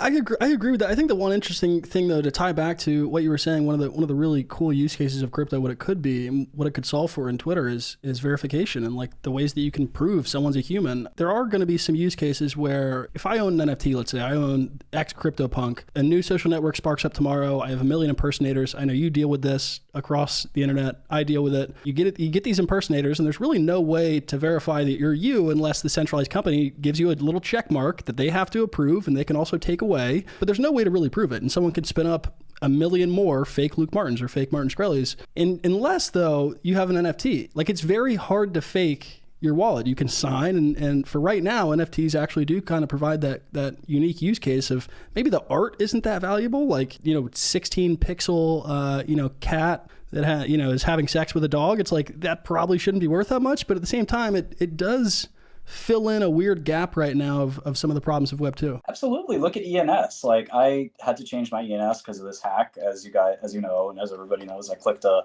porn torrent that goes like 5 years in jail will do. I used to use torrents. I don't know. Maybe people don't use them anymore. The times have changed, my friend. I'm never going to use them again, that's for sure. So I had to migrate my ENS recently because the hacker didn't take the ENS. He just took all my tokens and dumped them. But I migrated it, and I didn't realize, like, I could actually put my Instagram in there. I could put my Twitter in there. So, like, somebody can follow this ENS. If they ever want to know, like, what's Martin's current Twitter account, check my ENS, That's, like, a totally cool way to do it. It's sort of like that link tree, but it's more decentralized and you control it, as opposed to, Linktree is a centralized company. So I like the ENS thing. I never sort of got it for a while. Like, the whole vanity, kind of an address seemed to me like not, too interesting. But then once I realized it's sort of like a vanity registry, like a domain registry, I think that's the whole idea of an ENS instead of DNS. But like, the whole idea that you could put in your own custom sort of values in there. I think was really awesome. Whatever happened, by the way, to go back, what happened to the album? I listened, I actually got to listen to some of the songs you played for us on Twitter Spaces. I don't know if that was in the contract that you're allowed to do that, but did a DAO buy it from you? Like what the hell happened? It's a really interesting story. Not many people know the truth. So I was talking to one of my friends is a longtime crypto investor. I knew him from college. So he ended up becoming a Bitcoin maxi, and he's done very well with that. And he kind of introduced me, or like, not just introduced me, but kind of like dragged me. He was like that one crypto evangelist friend. You've probably been that person for a lot of people, like just being like, no, dude, you got to do this, you got to do this, you got to do this. And like, so he was kind of dragging me into it. And then at the peak of NFTs, or close to the peak, I was like, dude, let me sell this Wu-Tang thing. Because at that point, I still owed the government $2 million. And I had an estate. I still have an estate that's worth, many orders of magnitude of that. But like, I was like, I don't want this album. Like, I might as well sell that, and I'd rather do that than sell stock or something like that. So, for me, like, it was no brainer to sell the album, because if the NFT, I was going to sell it as an NFT. So I was like, well, let's digitize this or whatever and sell it. And if we time this right, maybe we can get 2 million or maybe even more, 10 million. Probably more, yeah. Yeah, and so what I didn't realize, because like my friend was doing this, and I don't think he was an NFT expert. He was like, all right, let me call OpenSea and see if they'll list it. I now realize that like I have to yell at my friend, because I now realize that like that's not how it works. We could have just listed it in OpenSea. So I was like calling him from prison, like, make an OpenSea account and just put it on there. And he was like, yeah, but like I don't know if they'll take it down or what. And now I realize like I should have just done that. So anyway, I told him to say, listen, if you can find someone that will buy it, and they'll do the NFT part of this, that's even better. And so we talked to a number of people, one of whom was Kobe, Cobain, Crypto Cobain. Shout out Crypto Cobain, yeah. So basically, like, and then somebody else, and basically we had, I won't say who, but we had a buyer. Was Kobe going to be the buyer, or is it he found a buyer? I'll leave it at that. Okay. But basically we had a buyer. In essence, we got a call from the government that were like, okay, we have a buyer for the album. Do you authorize us to sell it for what you owe? Sure. And I was like, yeah, no problem. Like, that's what I want. And I thought it was basically going to be my friend that would like hold on to it for me. In essence, like basically buy it for crypto. And then when I got home, I would basically just like still have it or whatever. Just basically temporarily take custody of it. And if we could flip it for like 10 million or something, we would gladly sell it. But basically just that's kind of what we're going to do. And then I found out that PleaserDAO was actually kind of like stalking this album. And I think Kobe told PleaserDAO about it. And I think I have those text transcripts. And basically, like, he put them on to the idea that this thing might be sold. And PleaserDAO went straight to the government. They didn't even ask me to buy it. They like went to the feds, which to me is like a very not positive thing to do. And they were like, all right, let's like pull the rug out from underneath him and let's just take it directly from the feds. Fuck this guy. And so they did that, but they never bothered to figure out that like I made MP3 copies of the whole thing. So it's sort of a silly and dumb, thing to do. Like, they didn't sign a contract with me. They didn't like do anything. They just bought a physical copy from the government. So they have the physical though. They have the one physical. They have the physical, yeah. But obviously in music, like the files are, I think, what's valuable. Obviously there's some benefit to having a piece of plastic, but like it's really the music that nobody's ever heard that makes it interesting, right? The actual physical to me it's never been about the physical. And the day I got the album, I made copies of it and I even sent it to a bunch of my friends. Like, I didn't like, why would you buy a music album for 1.5 million and not make a copy of it? Like, it doesn't make any sense. So I would have gladly given them like an affidavit that was like, all right, you have all the physical and digital copies. I'm relinquishing them completely. I might have made them pay like $100,000 more, but I would have sold it to them for 2.1 million if they just asked. But they're like, I think there's this arrogance and this like weird like dynamic in crypto where like there's like like DAOs in general are like not good substitutes for companies because there's more fiduciary duty at a company. Like, if PleaserDAO was a company, they never would have had this. They would have checks and balances where they actually like check this thing out and thought about it. And it's not sick to make mistakes. Companies make mistakes too. But when I was about to play the album, this idiot from PleaserDAO who was like said he was the general counsel, the lawyer. He was like, "I'm gonna start World War III if you play this," and I'm like, "Dude, suck my dick." How does that sound? And like, you cannot start World War III. I've been arrested and like FBI agents swarmed down my door. Like that, it wasn't World War III to me. So whatever you think you can do to me is not World War III. But you bought this copy from the U.S. government. I wasn't involved in that. You did not. I never told you I didn't have a copy. I never told them I didn't have a copy. So again, I've sort of tried to think about what to do with that copy. Again, I've given it to a bunch of friends, like a bunch of chicks that tried to impress. That's pretty standard. So like, I'm surprised it's not on the dark web as we speak, but like, I think that it's kind of cool in the sense that like, it's this kind of album that nobody cares about musically, other than the fact that it's like nobody's heard it and it's got this weird backstory.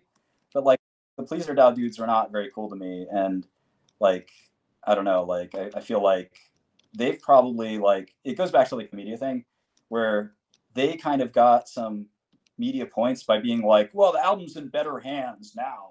It's like, well, you're the motherfuckers that haven't played it for anybody. You bought it to liberate it from me, and the only person that's ever played it ever in any snippet or anything is me. So who's the bad guy? And people are like, you're keeping the music from the people. Like, no, actually it's the opposite. Yeah, I heard it. And like, when the douchebag from Uniswap, Hayden, I think his name was, he was like, I was in the headline because I said I learned Uniswap in prison. He was like, well, I wonder how Shkreli feels that I got to listen to the album and he can't. I was like, what, you mean this one? These black files right here? And it just annoyed me. And like, I think like, I don't know if Pleaser DAO is still even doing anything, because like they've tried to do some stuff and bombed out. But I like the idea of like a cultural DAO that does cool stuff. And I think that's what the whole point of Pleaser DAO was, that like we quote unquote do dope shit. But the last thing that's dope is to buy an album and have nobody listen to it. Like, I think that's the opposite, right? That's exactly what people don't want. That's the least democratic thing to do. And like, for me, like when I bought that album, I got arrested pretty much shortly thereafter. But like, I'm the kind of person that like, I joke that I would play it if Trump got elected, or like I would release it if Trump got elected. Like, I'm the kind of person that would do something like that. But after getting arrested, a lot of my plans had to change, and the plans for the album changed. But like, for me, like, I don't see why an entity that has the capital to buy an album like that for $4 million, and also now knows that somebody else has a copy of it and wanted to start quote unquote World War III to stop them from playing it. Which again, talk about the crypto ethos and democratizing things, and like, open source, and being all open source. Like, don't play this for the people, we'll kill you. Like, okay. Yeah, that's a hell of a thing. I never even thought of that. You said you gave it to some girls. That's got to be it has to be the most insane piece of info you can put in a Bumble profile or a Tinder profile. It's like, I have the one of one album. But like, again, it's like not something I normally would give a shit about. Like, if Wu-Tang comes out with another album, like, most people are not going to go to Spotify and be like, oh, I wonder what this is. It's just like, it's a group that's lost its cultural relevance, and it's almost a sad day for Wu-Tang that I even am relevant to the point where people would talk about it. Like, they're such a seminal and important group in music history, I think, that like, that's one of the reasons I kind of wanted to pay homage. And like, I'm cool with all the Wu-Tang guys. Like, don't think for a second that like those guys hate me or something like that. That's a total meme. Nobody at Wu-Tang hates me for like buying a record of theirs for $1.5 million.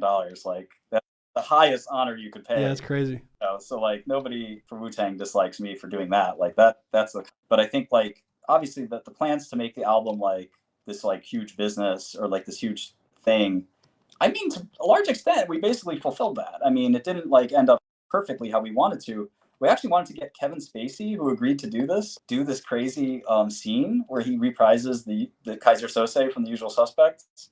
And he'd be like, well, who owns the album? And he'd be like, maybe it's me. And he was going to do this bit. And then, because he's apparently a big Wu-Tang fan. And so is like Quentin Tarantino and like all these other people. And so then Kevin Spacey got fucking canceled for being a pedophile. And like, we're like, God. Yeah. So it was not like, we had all these other like, plans. But at some point, like I said, you're kind of jumping the shark. Like, it's just a fucking piece of music at the end of the day. Like, not that interesting. Crazy story though. Yeah, it was just funny how that tied so well into NFT culture. Martin, before we wrap up here, we've covered a lot of stuff. I have to ask about your company. It's one of the reasons. The other reason I wanted to have you on, and also now it's kind of been wrapped up in this hack and all this stuff. But I want to ask you straight. I want to have you explain it first before we get into the negative stuff that some people have chosen to be interested in. What is the company? I've heard another podcast talk about it, Jason Calacanis, an angel investor, and these guys are breaking it down. I've heard you hint about it, but I've never gotten the full scoop on what you wanted to do. You've hinted it throughout the episode. What is this? Because you took you didn't waste much time in wanting to fire it up again and build something that could be pretty valuable. What are you trying to do here? Yeah, so it's actually pretty simple. I'm making a tool that is out there already. It's very much out there. It's basically called virtual screening. So when you screen for drugs, it's like panning for gold. Like you look through a lot of different things. And in this case, what you're filtering is a bunch of different molecules, small molecules, and you're hoping that they fit energetically into a protein. And that's what AlphaFold does. I think a lot of people have heard of AlphaFold, which is this protein folding software that Google came out with. And traditionally, you had to shoot an X-ray crystal, a crystal with an X-ray, basically, to calculate what a protein looks like. And we used to have this thing called Folding at Home that also does that computationally. And it's been this really tough computational problem because it's sort of a many-body problem from physics. And in essence, you can do this computationally now with Google's tool called AlphaFold. But I think X-ray crystallography is not going to disappear overnight either. But anyway, once you have a shape of the protein, you can kind of test millions of different combinations of molecules to see which might be a good medicine. And this is actually how most of small molecule medicine starts these days.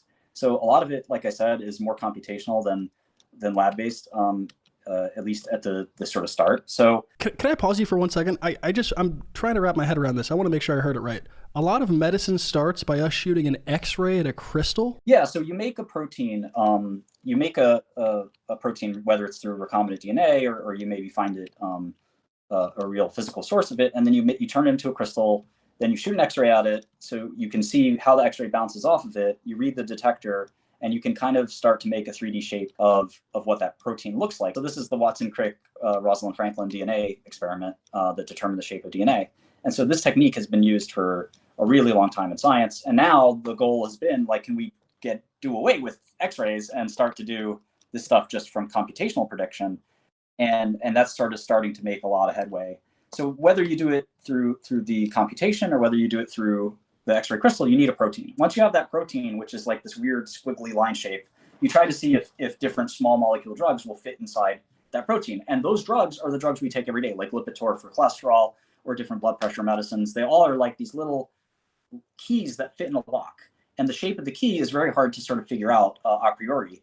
And one of the ways we like to sort of try to find those keys is to screen millions of different combinations of drugs. It takes a lot of computer power to do that. And I was actually doing this stuff before we even had computer power to do it at my drug company. So I know the space really well. And now we have so much computing power, especially if you think about the scale of blockchain, that like you could take all those computers and point them at like Alzheimer's, which is one of the biggest fears of public health, is that we're all going to have Alzheimer's and there's going to be no drug for it. Because right now there's no medicine for Alzheimer's, and it's pretty scary because we're all going to get older. And by the time we turn 70 or 80 or 90, a lot of cancer has been solved, to be frank.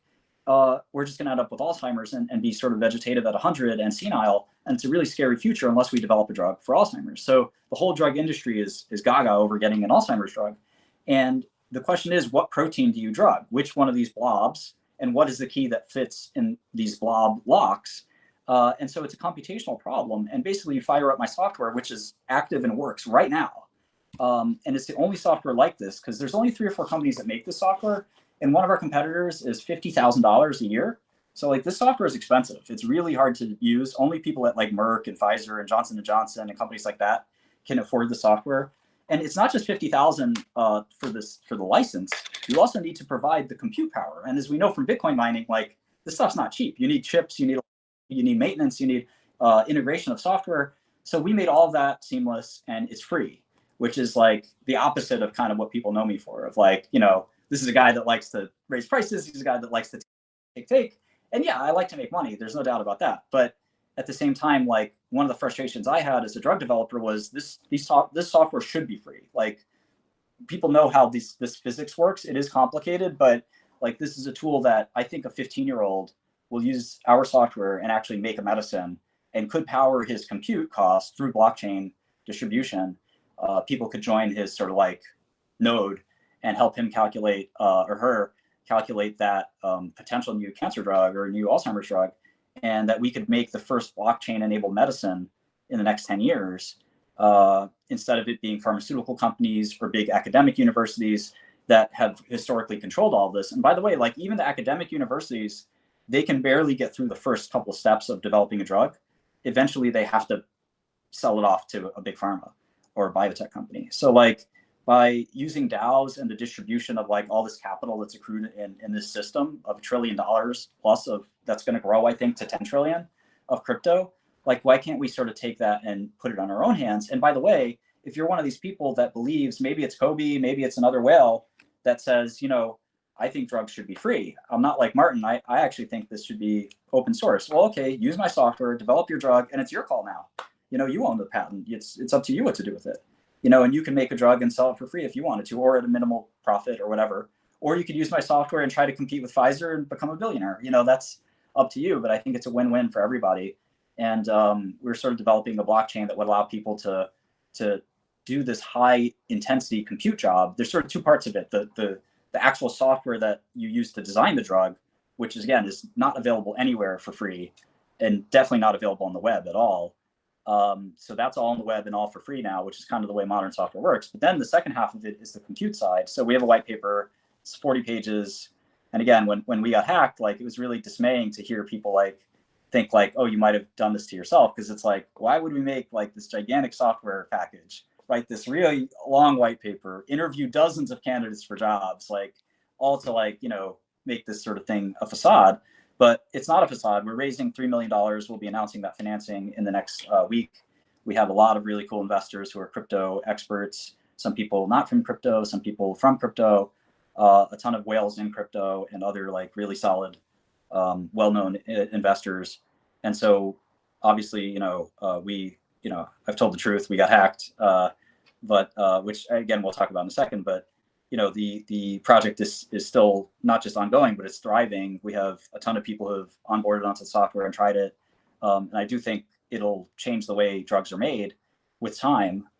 Because again, people use these tools every day behind the closed wall of millions of dollars in industry. Right. And now anybody can use it at the comfort of their own home or even their cell phone. Is that the same thing then as the coin that just got hacked? Like, is that company the same as Martin Shkreli Inu? Because that sounds like two entirely different things. Or this? Oh, I get it now. The software you were building for that guy, you were going to attach to this coin. Yeah, that's right. And basically, our software, and I've had to tell this to all of our crypto-focused investors. I was like, listen, we're going to be a successful software company, whether or not Web3 makes it. And I think Web3 is going to make it. You think Web3 is going to make it. You know, like you're a Web3 VC, but there's a chance Web3 doesn't make it. And I'm going to still be around selling my software for fiat, selling my software for whatever I can because it's software.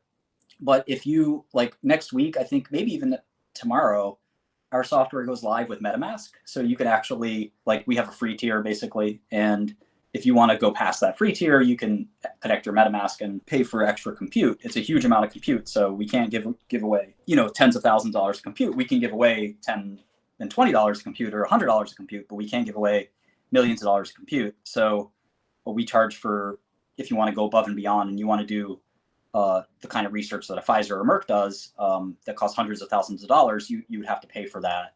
And we think we can compete with AWS and other sort of compute providers. We'll explain why later. But basically, we'll be Web3 enabled in the next few days, where you connect your MetaMask and pay with our token, or you can pay with ETH or a stablecoin or whatever.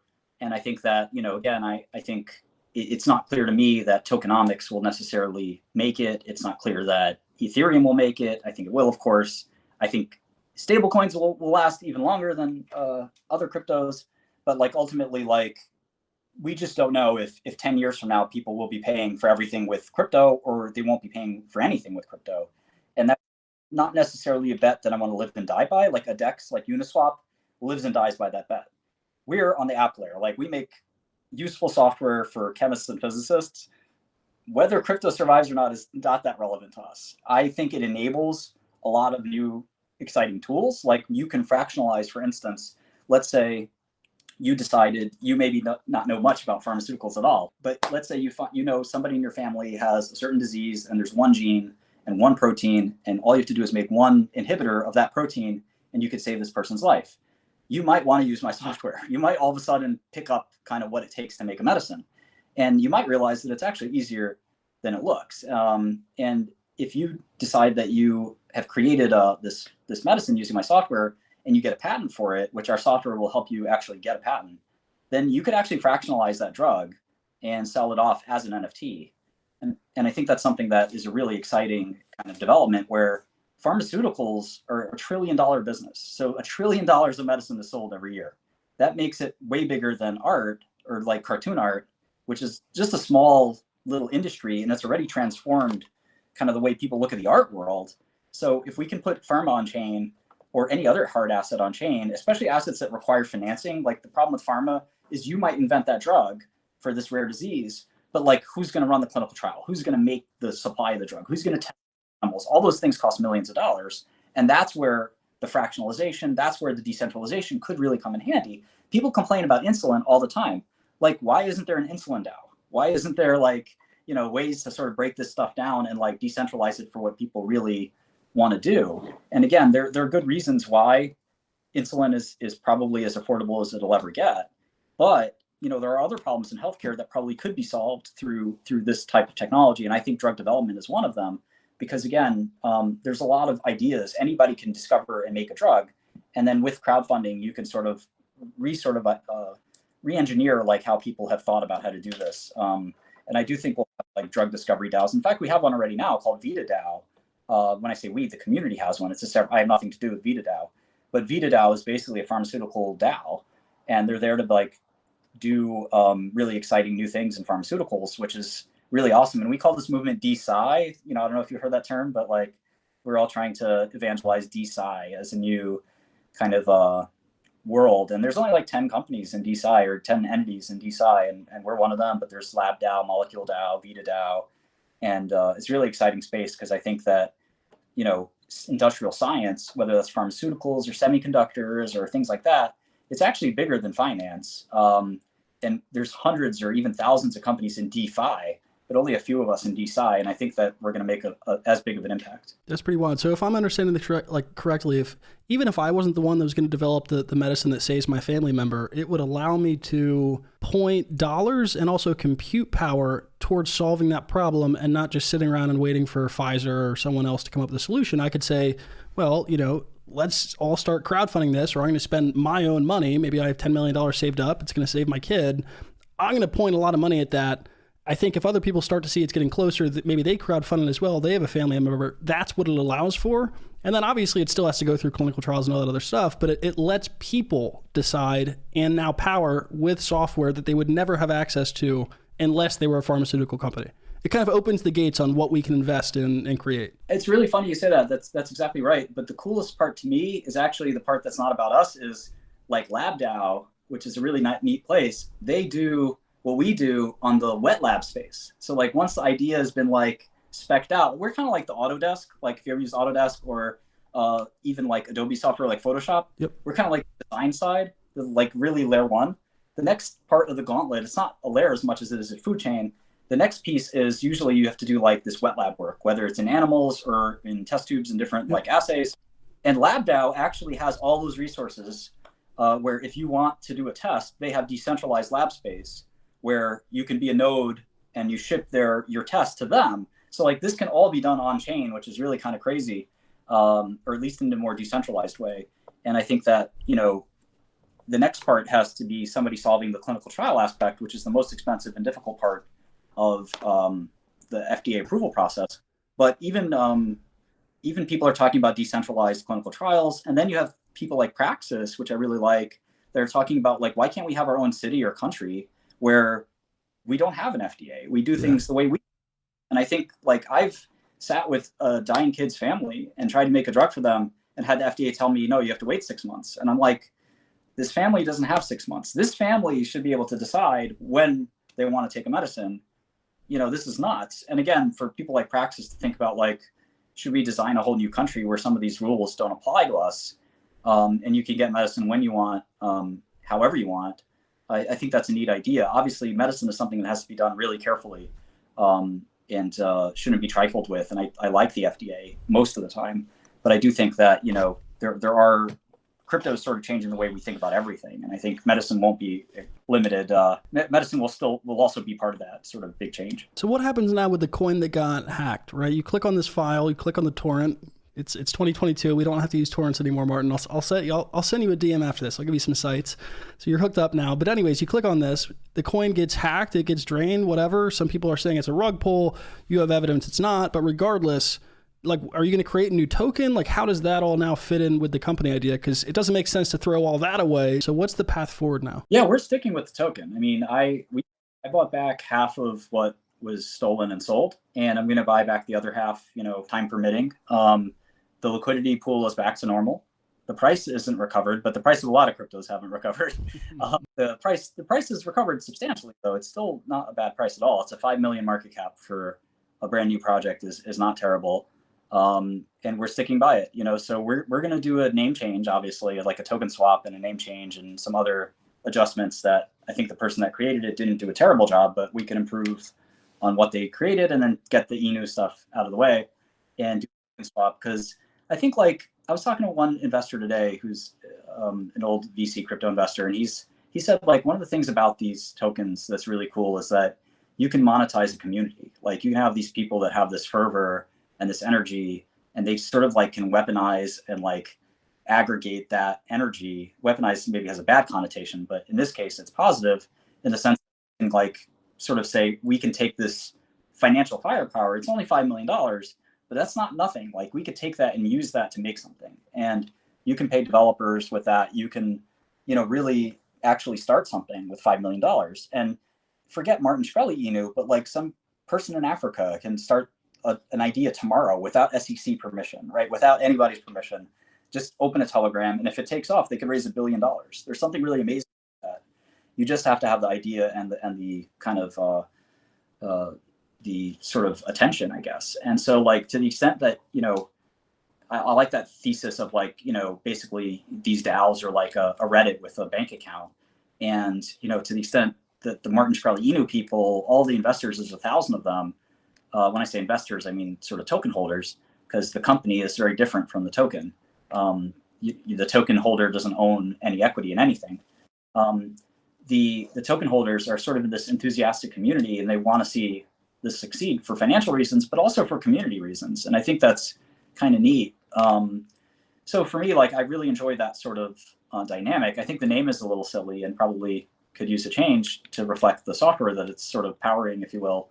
But I think that, we're going to stick with it. And again, the market cap of a 5 million market cap, if you know the stock market, as you know, like, all it takes is one buyer to go in there and change that, very quickly it could double and it would be back to where it was before. So it was around 10 million before. We're at 5 million now. All things considered, with the market conditions the way they are, I don't think that's that bad. And again, I do plan on buying some more and getting it back to that old price. But as you know, we can't control prices of the market, no matter how much we buy. There could always be more sellers. So It'd be cool if we could, though. It'd be pretty cool. Yeah.